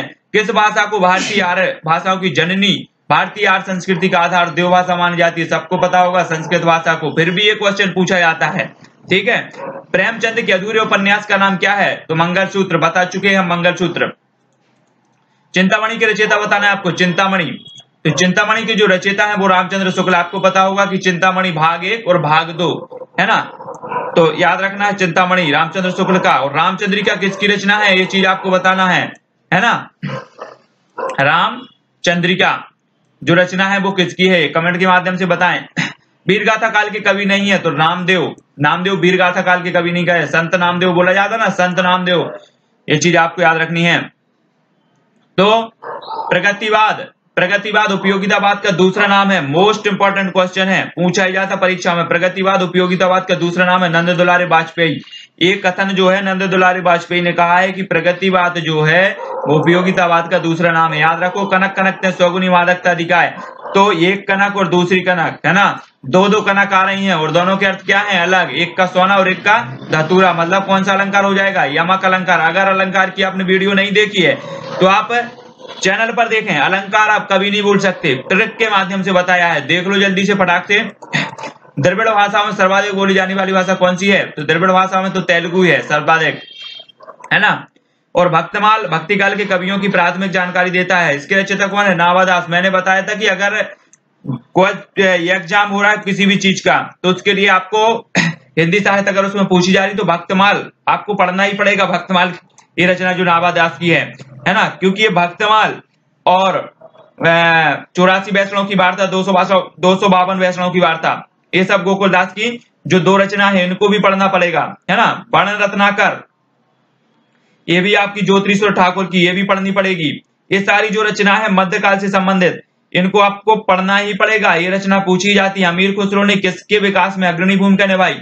तो अमीर खुसरो साहब, आपको पता है कि ये खड़ी बोली का प्रयोग किया है इन्होंने सर्वप्रथम, है ना। और व्यवस्था प्रियता और विद्रोह का विलक्षण संयोग किस प्रयोगवादी कवि में सबसे अधिक मिलता है? तो वो अज्ञेय में मिलता है। याद रखो इसमें व्यवस्था प्रियता और विद्रोह, ठीक है। और तार सप्तक के जो है याद रखना अज्ञेय के बारे में फैक्ट, तार सप्तक के प्रतिपादक। पद्मावत किसकी रचना है? बता चुके हैं हम, आपको बताना है एक इसकी रचना कब हुई है, पद्मावत की, ठीक है। इसकी रचना कब हुई है? इसके रचनाकार तो मलिक मोहम्मद जायसी हैं। इसकी रचना कब हुई है बताना है जरा, पद्मावत की, आपको कमेंट के माध्यम से बताओ जरा। बता चुके काय की। देवनागरी लिपि को राष्ट्रलिपि के रूप में कब स्वीकार किया गया? तो देवनागरी लिपि आपको पता होगा 14 सितंबर 1949 को इसको स्वीकार किया गया, देवनागरी लिपि को। लेकिन क्या कि जो 14 सितंबर है उसको हम क्या मनाते हैं? हिंदी दिवस मनाते हैं, है ना, हिंदी दिवस मनाते हैं ना, क्योंकि अनुच्छेद जो 343 है इसमें कहा गया है कि भारत की जो राजभाषा है हिंदी और लिपि कौन सी है? देवनागरी होगी। 343 में कहा गया है। और 343 से कितने से 343 से लेकर कहां तक? 343 से लेकर 351 तक भाषा संबंधी प्रावधान किए गए हैं। किसमें? संविधान में, याद रखना। और एक क्वेश्चन पूछा जाता है 351 जो अनुच्छेद है यह किससे संबंधित है? तो जो हिंदी भाषा के विकास से संबंधित है, ठीक है, 351। और एक क्वेश्चन और पूछा जाता है कि 348 अनुच्छेद जो 348 है यह किससे संबंधित है? तो इस जो उच्च न्यायालय, सर्वोच्च न्यायालय में भाषा संबंधी जो प्रावधान है उससे संबंधित है 348। तो ये चीज आपको याद रखना, 343 से 351 में जितने भी प्रावधान दिए गए हैं लगातार सबके अनुच्छेदों में, वो आपको याद भी रखना है, ठीक है। नेक्स्ट है हिंदी के सर्वप्रथम प्रकाशित पत्र का नाम क्या है?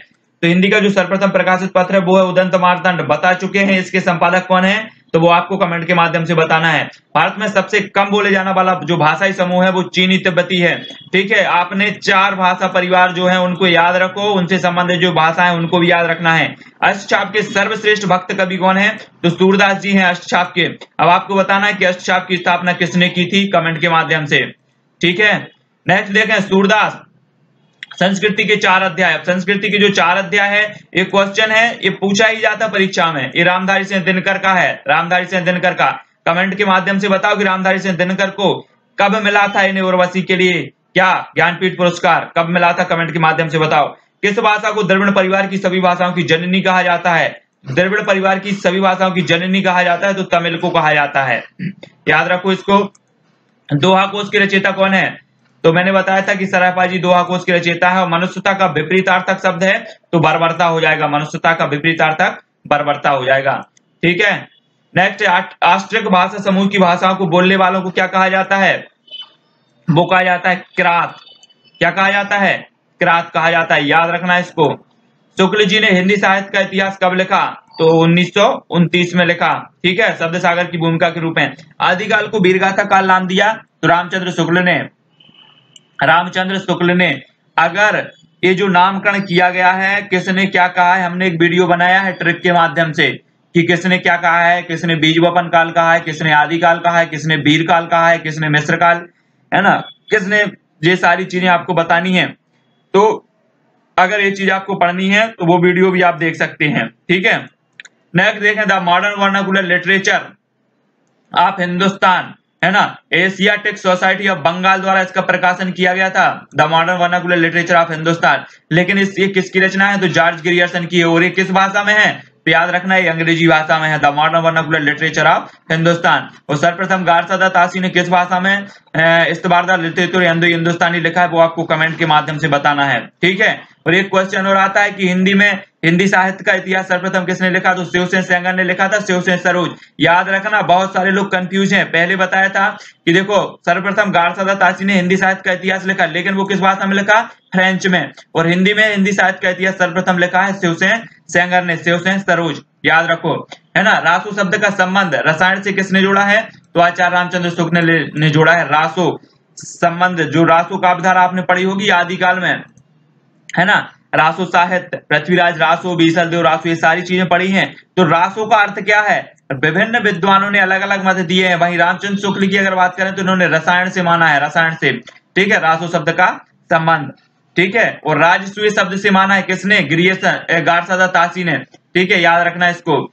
नेक्स्ट है हिंदी साहित्य की भूमिका हिंदी साहित्य की भूमिका जो पुस्तक है वो किसकी है? हजारी प्रसाद द्विवेदी की। याद रखो। हिंदी साहित्य का इतिहास सर्वप्रथम किस भाषा में लिखा? फ्रेंच भाषा में। पता ही होगा आपको, फ्रेंच भाषा में लिखा है। हिंदी साहित्य का इतिहास दर्शन नामक। अब दर्शन आप करेंगे तो कैसे करेंगे? दर्शन आंखों से करेंगे ना, आंखों से। लोचन, लोचन तो डॉक्टर नलिन बिलोचन शर्मा हिंदी साहित्य का इतिहास दर्शन इसके ग्रंथ के लेखक हैं। ठीक है, याद रखना। शुक्ल जी ने पूर्व मध्यकाल को क्या कहा? तो पूर्व मध्यकाल को इन्होंने कहा है भक्ति काल। आपको पता होगा कि हिंदी साहित्य के इतिहास को इन्होंने 4 भागों में बांटा था, है ना। वीरगाथा काल, पूर्व मध्यकाल और उत्तर मध्यकाल और आधुनिक काल। ये चीज आपको याद रखनी है। ठीक है, तो पूर्व मध्यकाल को भक्ति काल, उत्तर मध्यकाल को रीति काल, ये चीज कहा इन्होंने। शुक्ल जी के कालों के नामकरण का आधार क्या है? तो इन्होंने प्रवृत्तियों को नामकरण का आधार बनाया है, याद रखना। अब बात करें डॉक्टर रामकुमार वर्मा। डॉक्टर रामकुमार वर्मा प्रसिद्ध आलोचनाकार हुए हैं, डॉक्टर रामकुमार वर्मा, है ना। काल विभाजन में हिंदी साहित्य का प्रारंभ माना है तो इन्होंने 750 से माना है, और 750 का जो इनको प्रारंभिक काल है उसको इन्होंने क्या कहा है? तो वो कहा है संधि काल, है ना। और एक चीज और पूछी जाती है, क्या? चारण काल। तो इन्होंने जो आदिकाल का जो काल है उस काल को इन्होंने क्या माना है? चारण काल माना है, रामकुमार वर्मा ने, याद रखना, है ना। लेकिन इन्होंने जो 750 में शुरुआती काल माना है वो संधि काल माना है। रीतिकाल को अलंकृत काल कहा है तो मिश्र बंधुओं ने। ठीक है, श्रृंगार काल विश्वनाथ प्रसाद ने, याद रखना। आदिकाल को चारण काल नाम दिया है तो चारण काल नाम दिया रामकुमार वर्मा ने, ये चीज भी आती है। ठीक है, रामकुमार वर्मा ने कहा है चारण काल, याद रखो। श्रावकाचार की रचना कब हुई? तो 933 में हुई। श्रावकाचार की रचना 933 में हुई है, और इस श्रावकाचार हिंदी की प्रथम रचना मानी जाती है। अब ये किसने, इसके रचनाकार कौन है? तो कमेंट के माध्यम से आपको बताना है इसके रचनाकार श्रावकाचार के। आलाखंड के रचयिता हैं तो जगनेक हैं, आलाखंड के, आलाखंड के जगनेक हैं। पहाड़ दोहा के रचयिता कौन है? तो रामसेन है, रामसेन, है ना। पहाड़ या वन कौन गया था? राम गए थे, तो पहाड़ दोहा रामसेन। रीतिकाल का एक अन्य नाम क्या है? श्रृंगार काल है। रीतिकाल का अन्य नाम श्रृंगार काल है, और रीतिकाल को जो श्रृंगार काल की संज्ञा दी है वो किसने दी है? मैंने पहले भी बताया श्रृंगार काल किसने कहा है, कमेंट के माध्यम से आप बताएं। हिंदी साहित्य का आलोचनात्मक इतिहास लिखा है तो रामकुमार वर्मा, आलोचनात्मक इतिहास। और आपको पता होगा कि ये अधूरा इतिहास माना जाता है इनका, क्योंकि इन्होंने भक्ति काल तक ही विवरण दिया है, आगे के कोई भी इन्होंने विवरण नहीं दिया। तो इसलिए हिंदी साहित्य का जो आलोचनात्मक इतिहास है ये अधूरा माना जाता है रामकुमार वर्मा का। वर्ण रत्नाकर की रचयिता कौन है? तो ज्योतिष ठाकुर, है ना। अगर आपको वर्ण पढ़ना है, वर्ण या अक्षर, तो वो हम ज्योति में पढ़ेंगे, चाहे वो लाइट की ज्योति में पढ़े चाहे लालटेन की ज्योति में, तो ज्योतिष ठाकुर हो जाएंगे वर्ण रत्नाकर। ठीक है, याद रखो इनको। हिंदी का प्रथम महाकाव्य है तो पृथ्वीराज रासो है, पृथ्वीराज रासो। पृथ्वीराज रासो के रचनाकार कौन है? तो कमेंट के माध्यम से बताएं। श्रावकाचार के रचयिता हैं तो देवसेन। श्रावकाचार के रचयिता कौन है? देवसेन है, याद रखो, देवसेन, है ना। आदिकाल में किस प्रकार के साहित्य की रचना हुई है? तो जैन साहित्य की अधिक रचना हुई है आदिकाल में। सिद्धों की संख्या कितनी बताई गई है? 84। सिद्धों में प्रमुख कौन है? सरायपा, है ना। ठीक है, याद रखो। तो नाथों की जो संख्या बताई गई है वो कितनी बताई गई है? नाथ संप्रदाय में जो नाथ हुए हैं वो 9 बताई गई है। ठीक है, 9 बताई गई है। एक क्वेश्चन और पूछा जाता है क्या, कि जो नाथ संप्रदाय के जो प्रवर्तक हैं वो कौन है? नाथ संप्रदाय के, है ना। तो नाथ संप्रदाय के प्रवर्तक मतेंद्र नाथ माने जाते हैं। ठीक है, और मतेंद्र नाथ जो हैं उनके शिष्य का नाम था गोरखनाथ, गोरखनाथ था। और अब देखना कि जो मतेंद्र नाथ थे उनके शिष्य का नाम था गोरखनाथ। लेकिन अगर बात करें काई की नाथ साहित्य की, कि नाथ साहित्य में जो सबसे प्रभावी हुए हैं वो गोरखनाथ ही हुए हैं। कौन हुए हैं? गोरखनाथ। तो कहीं कहीं पर आपको पुस्तक में मिल जाता है कि गोरखनाथ नाथ संप्रदाय के क्या हैं? प्रवर्तक हैं। लेकिन अगर बात आती है कि जब गोरखनाथ और मतेंद्र नाथ दोनों ही साथ में अपने जो ऑप्शन है दोनों ही साथ में आता है और पूछा जाता है कि नाथ संप्रदाय के प्रवर्तक कौन है, तो वहां टिक करना है मतेंद्र नाथ में। और अगर मतेंद्र नाथ का इसमें नहीं है ऑप्शन में, तो उसमें वहां टिक करना है गोरखनाथ। याद रखना इसको। ठीक है, नेक्स्ट बात करें खुमाण रासो की प्रमाणिक प्रति कहाँ रखी है? तो खुमाण रासो की जो प्रमाणिक प्रति है वो पुणे संग्रहालय में। विजयपाल रासो की भाषा है तो अपभ्रंश, विजयपाल रासो, है ना। विद्यापति किस मत के अनुयायी थे? तो वो शैव मत के अनुयायी थे विद्यापति। है ना। शैव मत के विद्यापति अनुयायी थे, और शैव जो विद्यापति की रचना है कौन सी, कीर्तिलता, कीर्ति पताका और पदावली। पदावली की इन्होंने जो रचना की है वो किस भाषा में की है, तो वो की है मैथिली भाषा में, याद रखो इसको, मैथिली भाषा में की है। नेक्स्ट जो क्वेश्चन होगा कि छंदों का अजायब घर कौन सा ग्रंथ कहलाता है। जी हाँ दोस्तों, अभी तक आपने पढ़ा था क्या कि छंदों का अजायब घर रामचंद्रिका को कहा जाता है, ठीक है। लेकिन क्या अगर बात करें कि छंदों का अजायब घर कहा जाता है तो पृथ्वीराज रासो को कहा जाता है, ठीक है। लेकिन जो पृथ्वीराज रासो है, जब छंदों का अजायब घर पूछा जाएगा तो रामचंद्रिका अगर दिया होगा तो पृथ्वीराज रासो नहीं दिया होगा, और पृथ्वीराज रासो दिया गया होगा तो रामचंद्रिका नहीं दिया होगा। विकल्प ऐसे आते हैं कि पृथ्वीराज रासो दे दिया, बीसल देव रासो दे दिया, है ना, और आलाखंड दे दिया। इस प्रकार से अनेक ग्रंथ होंगे, तब आपसे पूछा जाएगा कि छंदों का अजायब घर कहा जाता है तो पृथ्वीराज रासो को कहा जाता है, और रामचंद्रिका को भी कहा जाता है केशवदास की, है ना। तो ये चीज आपको याद रखनी है। पृथ्वीराज रासो किसकी रचना है, तो ये चंद्रवरदाई की रचना है पृथ्वीराज रासो, है ना। कमेंट के माध्यम से भी आपसे पूछा है तो आपने बता दिया होगा शायद। और परमाल रासो किसकी रचना है, तो ये जगनिक की है परमाल रासो। बीसल देव रासो किसकी रचना है, तो नरपति नाल की है बीसल देव रासो। खुमाण रासो के रचयिता कौन है, तो दलपति विजय है। इनको सबको याद रखना है, अच्छे से पूछे ही जाते परीक्षा में। अब इनको हमें क्रम से बताना है। क्रम से क्या बताना है कि इनका सही क्रम क्या है, तो आपको पता होगा कि सर्वप्रथम चंद्रवरदाई, है ना, फिर अमीर खुसरो, फिर विद्यापति, फिर कबीर, ठीक है। तो ये चीज इनका क्रम हो जाएगा, चंद्रवरदाई, अमीर खुसरो, विद्यापति, ये सही क्रम हो जाएगा। नेक्स्ट बात करें काई की कि ढोला मारूरा दूहा। ढोला मारूरा दूहा के जो रचनाकार हैं वो कौन है, वो कुशललाभ हैं। अब देखो यहाँ एक कंफ्यूजन है, क्या है, कहीं कहीं आपने पढ़ा होगा कल्लोल, कल्लोल पढ़ा है, और कहीं कहीं पढ़ा होगा कुशललाभ। जी हाँ दोस्तों, तो जो कल्लोल हैं वो वास्तव में ढोला मारूरा दूहा के कवि हैं, वो हैं कल्लोल। लेकिन इन्होंने जो कुशललाभ हैं, इनने क्या किया, इसमें कुछ अंश जोड़ा ढोला मारूरा दूहा में, तो कुशललाभ को भी ढोला मारूरा दूहा के रचयिता माना जाने लगा।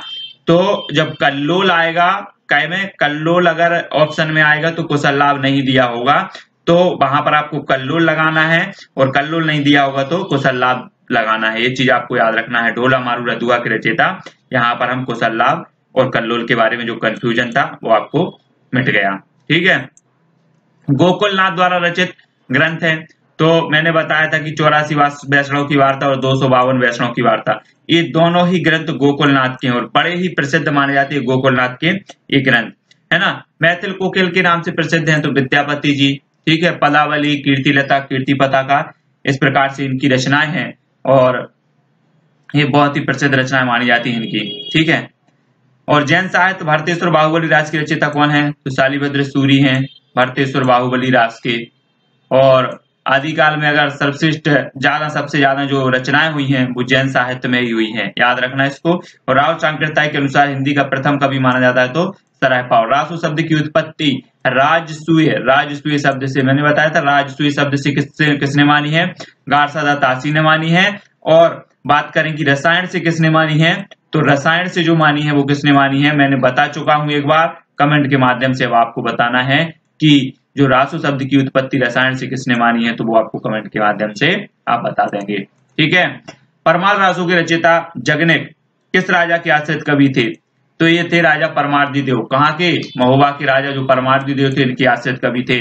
खुमाण रासो का रचना काल क्या है, तो ये रचना काल जो है 9वीं शताब्दी माना जाता है। किसके अनुसार, आचार्य रामचंद्र शुक्ल के अनुसार खुमाण रासो का जो रचनाकार माना जाता है वो 9वीं शताब्दी माना जाता है, ठीक है।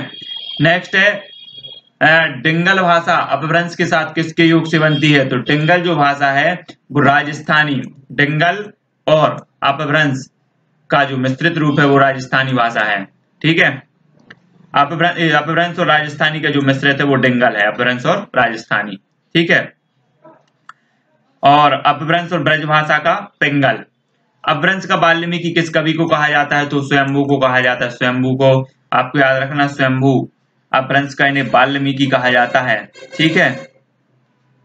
और जो अपभ्रंश का भवभूति कहा जाता है तो पुष्पदंत को कहा जाता है, ठीक है ना।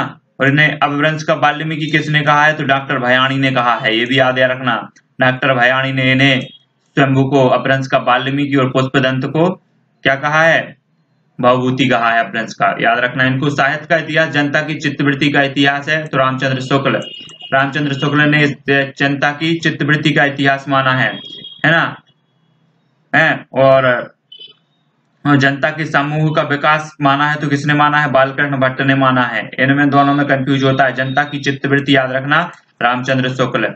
ठीक है, नेक्स्ट बात करें, आदिकाल को आरंभिक काल की संज्ञा किसने दी है? तो आरंभिक काल दी है मिश्रबंधु ने। आदिकाल को आरंभिक काल किसने माना है? मिश्रबंधु ने। लेकिन बात करें प्रारंभिक काल की, तो प्रारंभिक माना है गणपति चंद्र गुप्त ने। याद रखना अष्टचाप की स्थापना कब हुई?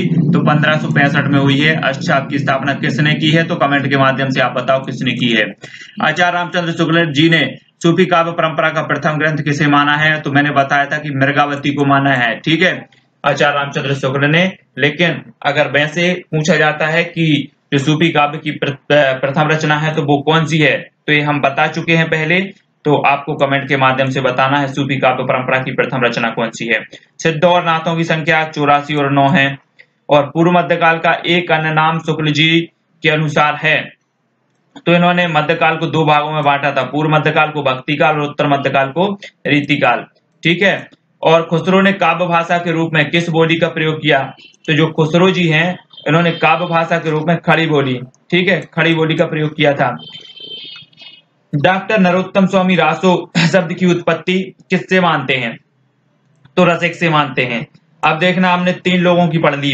सबसे पहले हमने रामचंद्र शुक्ल जी की पढ़ी। क्या पढ़ी? इनने काय से माना था? रसायन से माना था। ठीक है, रसायन से माना रामचंद्र शुक्ल ने। गारसदा तासी ने क्या माना? राजसूय से माना। और नरोत्तम स्वामी रासो शब्द की काय से मान रहे हैं? रसिक से मान रहे हैं। याद रखना इनको तीनों को। बुद्धिरास की रचनाकार कौन है? बुद्धिरास की रचनाकार है शालिभद्र सूरी। याद रखो हिंदी के प्रथम कवि सरहपा, है ना? फिर से आ गया। और किसने माना है इन्हें सरहपा को? ये चीज आपको बताना है कमेंट के माध्यम से। हिंदी की प्रथम रचना का नाम बताओ। तो प्रथम रचना श्रापकाचार है, देवसेन कृत है श्रापकाचार, है ना? हिंदी का प्रथम मौलिक नाटक कौन सा है? तो नहोश है, नहोश प्रथम मौलिक नाटक माना जाता है। और गोपाल चंद्र जो थे, गोपाल चंद्र गिरधर दास, है ना, ये इसके नाटक के जो है रचयिता हैं। और ये गोपाल चंद्र गिरधर दास भारतेंदु जी के पिताजी हैं। ठीक है, पिताजी। भारतेंदु जी का जन्म कब हुआ था? ये चीज आपको कमेंट के माध्यम से बताना है। हिंदी का प्रथम उपन्यास का नाम बताओ। तो प्रथम उपन्यास जो है परीक्षा गुरु। अब परीक्षा गुरु के रचनाकार कौन है? तो श्रीनिवास दास है परीक्षा गुरु का, है ना? हिंदी का प्रथम उपन्यास है। हिंदी की प्रथम आत्मकथा का नाम बताओ। तो आत्मकथा है अर्धकथानक। ठीक है, बनारसी दास जैन की, बनारसी दास जैन द्वारा रचित है अर्धकथानक। ठीक है, और आपको बताना है राजेंद्र प्रसाद की आत्मकथा का नाम बताओ। आप कमेंट के माध्यम से राजेंद्र प्रसाद ने जो आत्मकथा लिखी है उनकी, उसका नाम आपको बताना है। हिंदी का रिपोर्टाज, हिंदी का जो प्रथम रिपोर्टाज है वो कौन सा है? लक्ष्मीपुरा है ना? शिवदान सिंह चौहान द्वारा जो रचित लक्ष्मीपुरा है, ये प्रथम रिपोर्टाज माना जाता है। नेक्स्ट है हिंदी का प्रथम मौलिक कहानी। हिंदी की जो प्रथम मौलिक कहानी वो बताना है। तो मौलिक कहानी की बात जब होती है तो इंदुमती, किशोरीलाल गोस्वामी की इंदुमती को माना जाता है ना? और हिंदी की प्रथम वैज्ञानिक कहानी कौन सी है? चंद्रलोक की यात्रा, केशव प्रसाद सिंह की है। याद रखो इसको, चंद्रलोक की यात्रा वैज्ञानिक कहानी है। हिंदी का प्रथम गद्य काव्य का नाम बताओ। तो प्रथम जो गद्य काव्य है वो कौन सा है? साधना है, साधना राय कृष्ण दास का, ये हिंदी का प्रथम गद्य काव्य माना जाता है। ठीक है, हिंदी खड़ी बोली का प्रथम महाकाव्य कौन सा है? तो प्रिय प्रवास, सभी को पता होगा प्रिय प्रवास। इसके जो लेखक हैं हरिऔध जी हैं, है ना? और इनकी एक रचना है प्रसिद्ध रसकलश, है ना? और वैदेही वनवास भी इन्हीं के हरिऔध जी की। याद रखो इसको, हरिऔध जी। हिंदी का प्रथम महाकाव्य कौन सा है? तो प्रथम महाकाव्य तो पृथ्वीराज रासो है, चंद्रबरदाई जी का, है ना? और हिंदी खड़ी बोली के प्रथम प्रतिष्ठित कवि कौन है? अमीर खुसरो। हिंदी काव्य शास्त्र की प्रथम पुस्तक तो साहित्य लहरी है काव्य शास्त्र की। और हिंदी में छंद शास्त्र की प्रथम रचना कौन सी है? छंदमाला है। इनको याद रखो सभी को, छंदमाला। हिंदी में प्रयोगवाद शब्द का प्रथम प्रयोगकर्ता कौन है? तो वो है नंद दुलारे वाजपेयी। नंद दुलारे वाजपेयी ने प्रयोगवाद शब्द का सर्वप्रथम प्रयोग किया था। लेकिन प्रयोगवाद के प्रवर्तक कौन माने जाते हैं? तो वो माने जाते हैं अज्ञे साहब। ठीक है, और अज्ञे जो है मनोविश्लेषणवादी कवि माने जाते हैं। हिंदी का प्रथम गीति नाट्य करुणालय। हिंदी का प्रथम जो गीति नाट्य माना जाता है वो जयशंकर प्रसाद जी का करुणालय माना जाता है। ठीक है, और एक क्वेश्चन और आपको बताना है कि अज्ञे को ज्ञानपीठ पुरस्कार कब मिला है, बताओ जरा। हिंदी में दोहा चौपाई के सर्वप्रथम जो प्रयोग करता है वो कौन है, तो सरहपाद है। सरहपाद दोहा चौपाई के सर्वप्रथम प्रयोग करता। हिंदी का प्रथम एकांकी एक घूंट माना जाता है, किसका, जयशंकर। अब देखो जयशंकर प्रसाद का प्रथम एकांकी है कौन सा, एक घूंट। अब जयशंकर प्रसाद किस युग के कवि हैं, वो चीज बताओ कमेंट के माध्यम से। हिंदी में प्रथम गीत रचनाकार हैं तो विद्यापति हैं, प्रथम गीत रचनाकार माने जाते हैं विद्यापति। विद्यापति की एक रचना का नाम बताओ जो मैथिली भाषा में रचित है, उसका नाम आपको बताना है कमेंट के माध्यम से। प्रथम विश्व हिंदी सम्मेलन कहाँ हुआ था, तो 1975 में हुआ था। कहाँ हुआ था, नागपुर में। इसके प्रथम अध्यक्ष जो थे, नागपुर में जो ये प्रथम हिंदी सम्मेलन हुआ था, इसके अध्यक्ष कौन थे, शिवसागर राम गुलाम थे। ठीक है, तो ये चीज आपको याद रखनी है। और अभी तक भारत में कितनी बार हो चुके हैं विश्व हिंदी सम्मेलन, तो 3 बार हो चुके हैं। ठीक है, नई दिल्ली में और 2015 में भारत में हुआ था, ये चीज आपको याद रखनी है। 3 बार हो चुके हैं, सॉरी भोपाल में हुआ था 2015 में। ठीक है, हिंदी भाषा में लिखा गया प्रथम व्याकरण है, तो हिंदी व्याकरण जो हिंदी भाषा में लिखा गया वो 1827 में लिखा गया। लेखक कौन है, लेखक हैं पादरी एम.टी. आदम। पादरी एम.टी. आदम हिंदी व्याकरण 1827 ईस्वी में लिखा था इन्होंने, याद रखो इसको। राजभाषा आयोग के प्रथम अध्यक्ष कौन थे, बाल गंगाधर खरे। अब राजभाषा आयोग की स्थापना कब हुई थी, जल्दी बता दो, 1955 में। बाल गंगाधर खैर माना जाता है इनको, है ना, बाल गंगाधर खैर राजभाषा आयोग के। हिंदी का प्रथम साप्ताहिक समाचार पत्र बताना है आपको। साप्ताहिक था उदंत मार्तंड, साप्ताहिक उदंत मार्तंड। लेकिन समाचार सुधावर्षण की अगर बात करें तो ये दैनिक समाचार पत्र था, है ना। अब उदंत मार्तंड के संपादक कौन थे, आपको बताना है कमेंट के माध्यम से। कब ये प्रकाशन हुआ, इसका कहां से हुआ, ये सारी चीजें आप बताएं कमेंट से। हिंदी की प्रथम पत्रिका संवाद कौमुदी मानी जाती है, हिंदी की प्रथम पत्रिका, है ना। हिंदी का प्रथम दैनिक पत्र तो समाचार सुधावर्षण, सभी को पता है, याद रखना, इनको सभी पूछे भी जाते हैं। हिंदी साहित्य परिषद के प्रथम अध्यक्ष कौन थे, तो पुरुषोत्तम दास टंडन थे हिंदी साहित्य परिषद के प्रथम अध्यक्ष। हिंदी साहित्य के लिए प्रथम ज्ञानपीठ पुरस्कार मिला है तो सुमित्रानंदन पंत को मिला है। कौन सी रचना के लिए मिला है, तो वो मिला है चिदम्बरा के लिए। कब मिला है, तो 1968 में मिला है। ठीक है, याद रखना इसको। नेक्स्ट है, हिंदी साहित्य के प्रथम व्यास सम्मान किसे मिला है, तो व्यास सम्मान जो मिला है सर्वप्रथम वो मिला है डॉक्टर रामविलास शर्मा के लिए, और ये भारत के भाषा परिवार और हिंदी के लिए इन्हें मिला है। ठीक है, हिंदी साहित्य के लिए प्रथम व्यास सम्मान डॉक्टर रामविलास शर्मा, भारत की भाषा परिवार और हिंदी के लिए इन्हें मिला है। हिंदी के लिए प्रथम सरस्वती सम्मान मिला है हरिवंश राय बच्चन जी को, इनकी आत्मकथा के लिए। क्या भूलूं क्या याद करूं, ये 4 भागों में प्रकाशित है इनकी आत्मकथा। क्या भूलूं क्या याद करूं, अब 4 भाग, आप JRF नेट का अगर एग्जाम दे रहे हैं तो ये 4 भाग ही आपको आना चाहिए, है ना, क्योंकि इनके एक भाग पूछ लिए जाते हैं, है ना, हरिवंश राय बच्चन की आत्मकथा के। हिंदी की प्रथम कवित्री कौन है, तो मीराबाई को माना जाता है हिंदी की प्रथम कवित्री। नेक्स्ट है मुंशी प्रेमचंद का जो प्रथम उपन्यास है वो माना जाता है सेवा सदन। कौन सा माना जाता है, सेवा सदन 1918 में। ठीक है, पहले ये उर्दू में लिखते थे, है ना, और फिर उनका अनुवाद इन्होंने क्या किया, हिंदी में किया है, तो सेवा सदन माना जाता है 1918 में। मुंशी प्रेमचंद की प्रथम कहानी है तो वो है पंच परमेश्वर 1916, याद रखना इनको। और यहाँ पर प्रेमचंद के उपन्यास पूछी गई है तो आपको 3 उपन्यास बताना है प्रेमचंद जी के, कमेंट के माध्यम से कौन कौन से हैं, क्योंकि हम बता चुके हैं प्रेमचंद के पूरे उपन्यास। ठीक है, और जयशंकर प्रसाद की प्रथम कहानी है तो ग्राम जो है वो है 1911 में। ये जयशंकर प्रसाद की प्रथम कहानी मानी जाती है ग्राम। ठीक है, याद रखना इसको। और जयशंकर प्रसाद का प्रथम ऐतिहासिक नाटक माना जाता है इनका कौन सा, राजश्री 1915 इसका रचना काल माना जाता है, और ये प्रथम ऐतिहासिक नाटक माना जाता है जयशंकर प्रसाद का, है ना। चंद्रगुप्त, द्रौपदी, स्कंदगुप्त, ये सारे नाटक उनके हैं, जयशंकर प्रसाद के ही हैं। महादेवी वर्मा का प्रथम काव्य संग्रह कौन सा है, निहार प्रथम है। निहार, नीरजा, रश्मि, सांधगीत, ये सभी किसके हैं, महादेवी वर्मा के हैं। निराला की प्रथम काव्य रचना कौन सी है, तो ये जूही की कली, मुक्त छंद मुक्त रचना मानी जाती है जूही की कली, प्रसिद्ध रचना है। और यहीं से मुक्त छंद जो है रचनाओं का प्रारंभ होता है जूही की गली से। जैनेन्द्र कुमार का प्रथम उपन्यास कौन सा है? तो परख 1929, है ना। कल्याणी, सुखदा, सुनीता, ये सभी जैनेन्द्र कुमार के ही हैं और ये परख उनका प्रथम है। फणीश्वरनाथ रेणु का प्रथम उपन्यास है मेला आंचल, और ये आंचलिक उपन्यास माना जाता है इनका, है ना, क्योंकि फणीश्वरनाथ जो रेणु है वो आंचलिक उपन्यासकार हैं। तो मेला आंचल इन्हीं का फणीश्वरनाथ रेणु का आंचलिक उपन्यास माना जाता है, मेला आंचल, है ना। अज्ञे, अज्ञे की बात करें तो अज्ञे का जो प्रथम उपन्यास है वो शेखर एक जीवनी, बहुत ही बृहद जो है इनका उपन्यास है और प्रसिद्ध है शेखर और एक जीवनी। और बात करें कैकेयी कि जो अज्ञे जी है इनको ज्ञानपीठ पुरस्कार किस रचना के लिए मिला है? ठीक है, 1978 में। तो आपको एक कमेंट के माध्यम से बताना है कि अज्ञे जी को कौन सी रचना के लिए ज्ञानपीठ पुरस्कार मिला। अज्ञे का प्रथम काव्य संग्रह है तो भग्नदूत, भग्नदूत 1933 में इनका प्रथम काव्य संग्रह माना जाता है।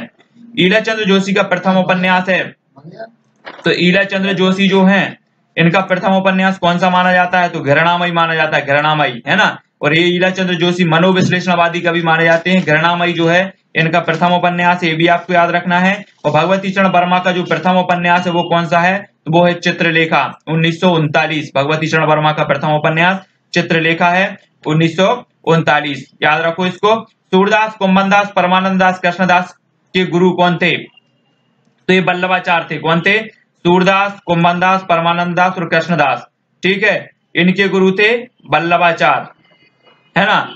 और वल्लभाचार्य के पुत्र का नाम क्या था?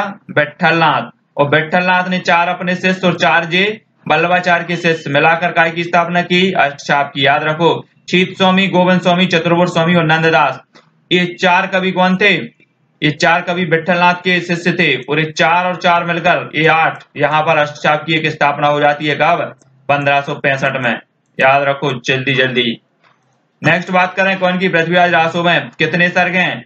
तो 69 सर्ग हैं पृथ्वीराज रासो में, ठीक है, याद रखो इसको। पृथ्वीराज रासो को छंदों का अजायब घर भी कहा जाता है और रामचंद्रिका को भी कहा जाता है, याद रखना। श्रावकाचार्य का रचनाकार है, रचनाकाल तो 933। विद्यापति की कौन सी रचना मैथिली में है? तो वो पदावली में है, ठीक है, पदावली इनकी मैथिली में है। कंडपा ने कुल कितने ग्रंथ लिखे हैं? कंडपा ये सिद्ध साहित्य से संबंधित है। कंडपा, आपने पापा जहां पर आता है ना, पा लास्ट में पापा आता है, कंडपा, कंडपा से जो कंडपा है वे सिद्ध साहित्य से संबंधित माने जाते हैं। और सिद्ध साहित्य के प्रथम जो लेखक जो कवि माने जाते हैं वो कौन से हैं? वो आपको कमेंट के माध्यम से बताना है और उनकी रचना कौन सी है। पृथ्वीराज रासो में सर्वाधिक विवादित पक्ष है तो ऐतिहासिकता, इसकी जो ऐतिहासिकता है पृथ्वीराज रासो की सर्वाधिक विवादित पक्ष माना जाता है, ठीक है, याद रखना। नेक्स्ट है खालिक वारी की रचनाकार कौन है? तो अमीर खुसरो, अमीर खुसरो, खड़ी बोली के प्रथम कवि अमीर खुसरो खालिक वारी की रचनाकार माने जाते हैं। अज्ञे का संबंध किस काव्यधारा से है? तो ये प्रयोगवाद से है, ठीक है, प्रयोगवाद। अपभ्रंश में राम के चरित्र पर आधारित ग्रंथ कौन सा है? तो पयमचर्यु, पयमचर्यु स्वयंभुवा जो पयमचर्यु है वह अपभ्रंश में राम चरित्र पर आधारित है। आलाखंड किस रासो को कहा जाता है? तो परमाल रासो को, है ना, आलाखंड कहा जाता है। इसके जो लेखक हैं कवि हैं वो कौन है? जगनेक हैं, परमाल रासो के।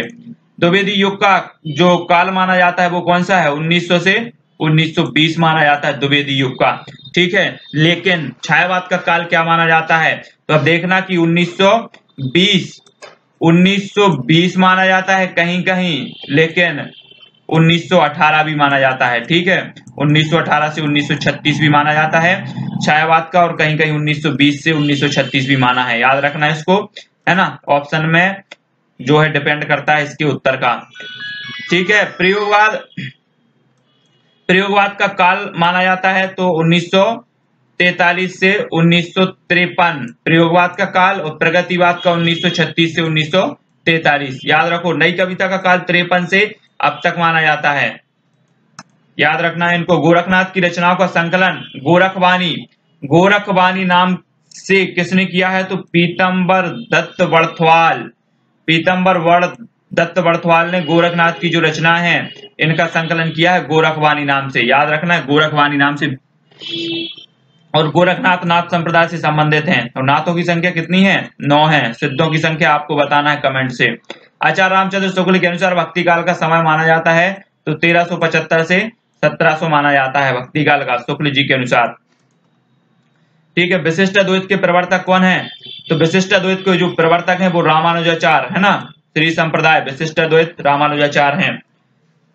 याद रखो इनको। डॉक्टर नगेंद्र ने भक्ति काल की समय सीमा क्या मानी है? तो 1350 से 1665 मानी है भक्ति काल की, डॉक्टर नगेंद्र साहब ने। याद रखना है इसको, डॉक्टर नगेंद्र। भक्ति काल की जो समय सीमा 1350 से 1665। आचार्य शुक्ल ने भक्ति आंदोलन का उदय का कारण क्या माना है? तो शुक्ल जी ने क्या माना है जो भक्ति आंदोलन के उदय का? हिंदुओं की पराजित मनोवृत्ति के कारण जो है क्या हुआ, भक्ति आंदोलन का उदय हुआ। और हजारी प्रसाद द्विवेदी स्वाभाविक प्रवृत्ति मानते हैं कि ये तो होना ही था, अगर बाहरी आक्रमण भी नहीं होते तब भी होता, ऐसा माना है हजारी प्रसाद द्विवेदी ने। भक्ति भावना का मूल स्रोत भारत के किस भाग में माना गया? तो दक्षिण भारत में। दक्षिण भारत में माना गया। दक्षिण भारत से जो उत्तर भारत भक्ति भावना को, भक्ति आंदोलन को लेकर आए वो कौन आए? रामानंद। रामानंद आए, ठीक है। कबीरदास के जो गुरु थे ना रामानंद, वो लेकर आए हैं। अब रामानंद ने रामावत संप्रदाय की स्थापना की है। याद रखना इनके रामानंद के कितने शिष्य थे? 12 शिष्य थे। इनको याद रखना, नरहयानंद, कबीरदास है ना, सुरसुरानंद, ये सभी रामानंद के ही शिष्य हैं। रामावत संप्रदाय के प्रवर्तक माने जाते हैं तो रामानंद माने जाते हैं। नेक्स्ट बात करें, भक्ति काल में कितनी काव्य धाराएं प्रभावित हुई? तो आपको पता होगा 2 काव्य धाराएं है ना। ये दोनों काव्य धाराएं फिर से 2-2 में बट गई। निर्गुण भी 2 में बट गई और सगुण भी 2 में बट गई है ना। निर्गुण काव्य धारा को कितने भागों में बांटा गया? तो निर्गुण काव्य धारा को आपको पता होगा कि ये 2 काव्य धाराओं में, 2 काव्य धाराओं में, एक तो संत काव्य धारा जिसके कवि प्रमुख कबीर, सूफी काव्य धारा, प्रेमाश्रयी शाखा भी कहा जाता है इसे, जायसी है ना। और सगुण काव्य धारा को कितने भागों में बांटा गया? तो एक तो राम काव्य धारा, तुलसीदास जी इसके प्रमुख, कृष्ण काव्य धारा, सूरदास जी इसके प्रमुख है ना। श्री संप्रदाय की स्थापना की है तो रामानुजाचार्य ने। याद रखो रामानुजाचार्य। राम रक्षा स्तोत्र, एक क्वेश्चन पूछा जाता है, राम रक्षा स्तोत्र की रचना किसने की है? वे रामानंद ने की है राम रक्षा स्तोत्र की। कबीर ग्रंथावली के रचनाकार कौन है? तो श्याम सुंदर दास। कौन है? श्याम सुंदर दास कबीर ग्रंथावली के रचनाकार हैं। अष्टछाप की रचना तो पता ही होगा आपने, विठलनाथ ने की है। और तुलसीदास के गुरु का नाम क्या था? तो नरहरि दास थे, तुलसीदास के गुरु थे है ना। लेकिन तुलसीदास किस संप्रदाय से, ऐसा पूछा जाता क्वेश्चन कि किस संप्रदाय से प्रभावित थे? तो विशिष्ट अद्वैत से। रामानुजाचार्य का जो विशिष्ट अद्वैत है उससे प्रभावित थे तुलसीदास जी। द्वैतवाद के प्रवर्तक कौन है? तो द्वैतवाद के हैं मध्वाचार्य है ना। ये जो द्वैतवाद है ये अद्वैतवाद के विरोध में ये इन्होंने बनाया था द्वैतवाद। कौन ने? मध्वाचार्य ने। और अद्वैतवाद के जो प्रवर्तक हैं वो कौन है? शंकराचार्य हैं। तो अद्वैतवाद के विरोध में द्वैतवाद का प्रवर्तन किया था मध्वाचार्य ने। याद रखना, सूरदास के गुरु थे तो वल्लभाचार्य थे, सूरदास के गुरु। और सूरदास वल्लभाचार्य ने क्या की है? शुद्ध अद्वैत की स्थापना की है और पुष्टि मार्ग की भी स्थापना इन्होंने की है, ठीक है। सूरदास किस काव्यधारा के प्रमुख कवि थे? तो कृष्ण काव्यधारा के थे। और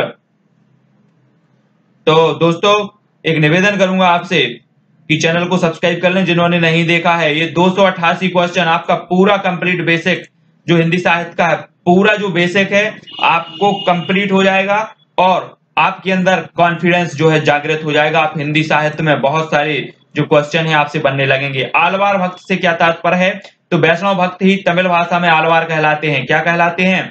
जो वैष्णव भक्त थे ना, जो वैष्णव संप्रदाय, जो अद्वैतवाद था शंकराचार्य का, इसके विरोध में वैष्णव भक्तों ने, ठीक है, जो वैष्णव भक्त थे इन्होंने विभिन्न प्रकार के संप्रदायों का क्या किया? प्रवर्तन किया वैष्णव भक्तों ने। और इन्हें अगर बात करें तमिल भाषा में क्या कहा जाता है? तो वो कहा जाता है आलवार कहा जाता है। इसको याद रखना है, ठीक है। और शंकराचार्य ने अद्वैतवाद की स्थापना किसके खिलाफ की थी? तो शंकराचार्य ने अद्वैतवाद की थी बौद्ध धर्म के खिलाफ, बौद्ध धर्म की जो विकृतियां थी। लेकिन अद्वैतवाद के खिलाफ मध्वाचार्य ने द्वैतवाद की थी है ना। और इसके विरोध में, अद्वैतवाद के विरोध में वैष्णव भक्त जो थे, अलवार भक्त थे, इन्होंने भी विशिष्ट अद्वैत, श्री संप्रदाय, इस प्रकार से अलग अलग संप्रदायों की इन्होंने स्थापना की थी है ना। भक्ति आंदोलन के प्रमुख कारण क्या थे? तो भक्ति आंदोलन के समाज में व्याप्त अनाचार, मिथ्याचार, आडंबर, पाखंड, कर्मकांड आदि ये सभी जो कारण थे ये भक्ति आंदोलन के कारण थे। लेकिन जो है हिंदुओं की पराजित मनोवृत्ति किसने माना है भक्ति आंदोलन के उदय का कारण? वो आपको कमेंट के माध्यम से बताना है। उत्तर भारत में भक्ति आंदोलन को लाने का श्रेय किसे है? तो वो है रामानंद को। रामानंद की जो है किस संप्रदाय का इन्होंने प्रवर्तन किया है? तो कमेंट के माध्यम से बताया। रामानंद के गुरु का नाम क्या था? तो राघवानंद था रामानंद के गुरु का नाम। आलवार भक्तों की संख्या कितनी मानी जाती है? तो क्या मानी जाती है? 12 है। और आलवार कृष्ण जो वैष्णव भक्त थे इन्हें दक्षिण भारत में या तमिल में क्या कहा जाता है? आलवार कहा जाता है, याद रखना इसको। नेक्स्ट है द्वैताद्वैतवाद।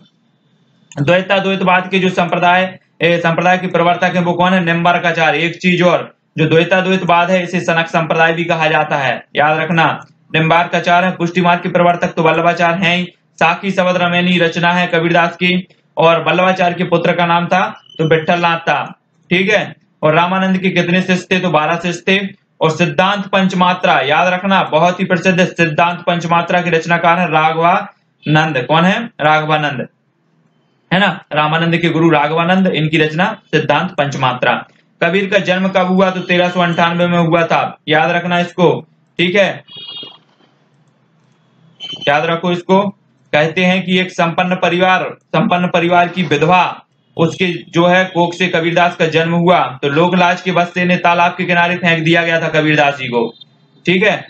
और 2 जुलाई वहां से निकले, है ना, तो उन्होंने कबीरदास को वो ले गए और उनका पालन पोषण किया था कबीरदास जी का, ये याद रखना। कबीर किसके समकालीन थे? तो सिकंदर लोदी के समकालीन माने जाते हैं, ठीक है, सिकंदर लोदी समकालीन माने जाते हैं, इनको याद रखना। मोस्ट इंपोर्टेंट क्वेश्चन है, बीजक में कबीर की रचनाओं की संकलन करता कौन है? जो बीजक में कबीरदास की जो रचनाओं का संकलन किया है वो किसने किया है? धर्मदास ने किया है, ये भी बहुत महत्वपूर्ण है। कबीर की उलटवासियों में कौन सा समास है? तो अद्भुत। कौन सा रस है? सॉरी, कौन सा रस है उलटवासियों में? तो अद्भुत रस है ना। आलवार भक्त किन्हें कहा जाता है? तो वैष्णव भक्तों को। आलवार भक्तों के पद किस भाषा में है? तो तमिल भाषा में है ना, क्योंकि तब आलवार जो है ये खुद तमिल शब्द है। आचार्य रामचंद्र शुक्ल ने कबीर की भाषा को क्या कहा है? सादुकड़ी कहा है। और पंचमेल खिचड़ी किसने कहा है? श्याम सुंदर दास ने। और एक चीज और बता दें कि क्या ये वाणी का जो डिक्टेटर कहा है वो किसने कहा है? हजारी प्रसाद द्विवेदी ने कहा है, याद रखो। इनको तीनों ही महत्वपूर्ण क्वेश्चन है, पूछे भी जाते हैं। संत काव्य का प्रधान रस है तो वो शांत रस है, शांत रस है ना। भक्ति आंदोलन का प्रमुख लक्ष्य था तो शाश्वत मानव मूल्यों की स्थापना, ये भक्ति आंदोलन की प्रथम जो है लक्ष्य था। सूफी काव्य परंपरा की सर्व प्रमुख जो रचना है वो कौन सी है? पद्मावत है ना। सूफी काव्य परंपरा की जो प्रथम रचना मानी जाती है वो चंदायन मानी जाती है, लेकिन अगर महाकाव्य की बात करें तो ये पद्मावत है, पद्मावत। सूफी काव्य परंपरा की सर्व प्रमुख रचना तो चंदायन मानी जाती है, याद रखना उसको, है ना। और ये महाकाव्य पद्मावत। सूफी प्रेमाख्यान काव्यों की प्रतिपाद है तो प्रेम कथा के माध्यम से बाहा ब्रह्म जीवन मिलन है, सूफी प्रेमाख्यान, है ना। नेक्स्ट, सूफी संतों ने जनता का कष्ट दूर करने के लिए जो है साधना में अपनाया था क्या? वैष्णव प्रेम मार्ग अपनाया था इन्होंने जनता के कष्ट को दूर करने के लिए। मानुष प्रेम भयु बेकंठी किस कवि की पंक्ति है? तो ये जायसी जी की है, जायसी जी की। पंक्तियों को तो अच्छे से याद रखो, जो भी नेट और जेआरएफ का जो है एग्जाम दे रहे हैं उनको तो ये याद करना ही पड़ेगा, क्योंकि बहुत सारी पूछी जाती हैं और इन्हीं से आपसे जो नंबर है वो कटते हैं। समग्र भक्तिकालीन काव्य पर कौन सी विशेषता लागू होती है? तो अहंकार का त्याग। जो भक्तिकालीन काव्य पर ये विशेषता जो है लागू होती है, अहंकार का त्याग। पद्मावत की रचना तो 1540 में। और सूफी साधना में ईश्वर की कल्पना किस रूप में की गई है? तो पत्नी या प्रेयसी के रूप में की गई है, इसको याद रखो। नेक्स्ट है आखिरी कलाम। तो आखिरी कलाम के रचनाकार जो हैं वो है जायसी जी, आखिरी कलाम, याद रखो जायसी जी। और यहाँ पर 288 क्वेश्चन है वो खत्म होते हैं दोस्तों। और यहाँ पर ये वीडियो आपको कैसा लगा? और आशा है कि जो आपका बेसिक है हिंदी साहित्य में वो सारा का सारा इन 288 क्वेश्चन में आपका कंप्लीट हो गया होगा और एक कॉन्फिडेंस आपके अंदर आ गया होगा, या कहें कि हिंदी साहित्य का मास्टर वीडियो है जो आपके अंदर कॉन्फिडेंस ला देगा। तो दोस्तों चैनल को सब्सक्राइब कर लें, ऐसे बहुत से जो वीडियो है वो चैनल पर उपलब्ध हैं। और बात करें हिंदी व्याकरण की, तो हिंदी व्याकरण की तो इतने महत्वपूर्ण वीडियो उपलब्ध हैं कि कोई भी चैनल यूट्यूब पर आपको कहीं नहीं मिलेंगे ऐसे, चाहे वो अलंकार हो, चाहे संधि हो, चाहे समास हो, जो भी हो, सारे व्याकरण आपका पूरा कंप्लीट हो जाएगा, क्लियर हो जाएगा। कोई भी क्वेश्चन, कोई भी एग्जाम आप दे रहे हैं तो हिंदी व्याकरण तो पूछी ही जाती है, और हिंदी व्याकरण में आप बिल्कुल जो है जितने नंबर की पूछी जाएगी उनमें से कहीं भी एक नंबर आपका गलत नहीं हो सकता दोस्तों। तो आप चैनल को सब्सक्राइब जरूर करें और वीडियो को शेयर करें, कमेंट के माध्यम से जरूर बताएं कि वीडियो आपको कैसा लगा। निरंतर इसी प्रकार से और भी अन्य वीडियो आते रहेंगे। और सब जो है लाइक जरूर करें दोस्तों, लाइक नहीं करते आप लोग, लाइक करें, वीडियो को लाइक जरूर करें। जितने भी लोग देख रहे हैं, हमारे जितने भी भाई देख रहे हैं, वो सभी लाइक करें वीडियो को और शेयर ज्यादा से ज्यादा करें। आज के लिए बस इतना ही। जय हिंद।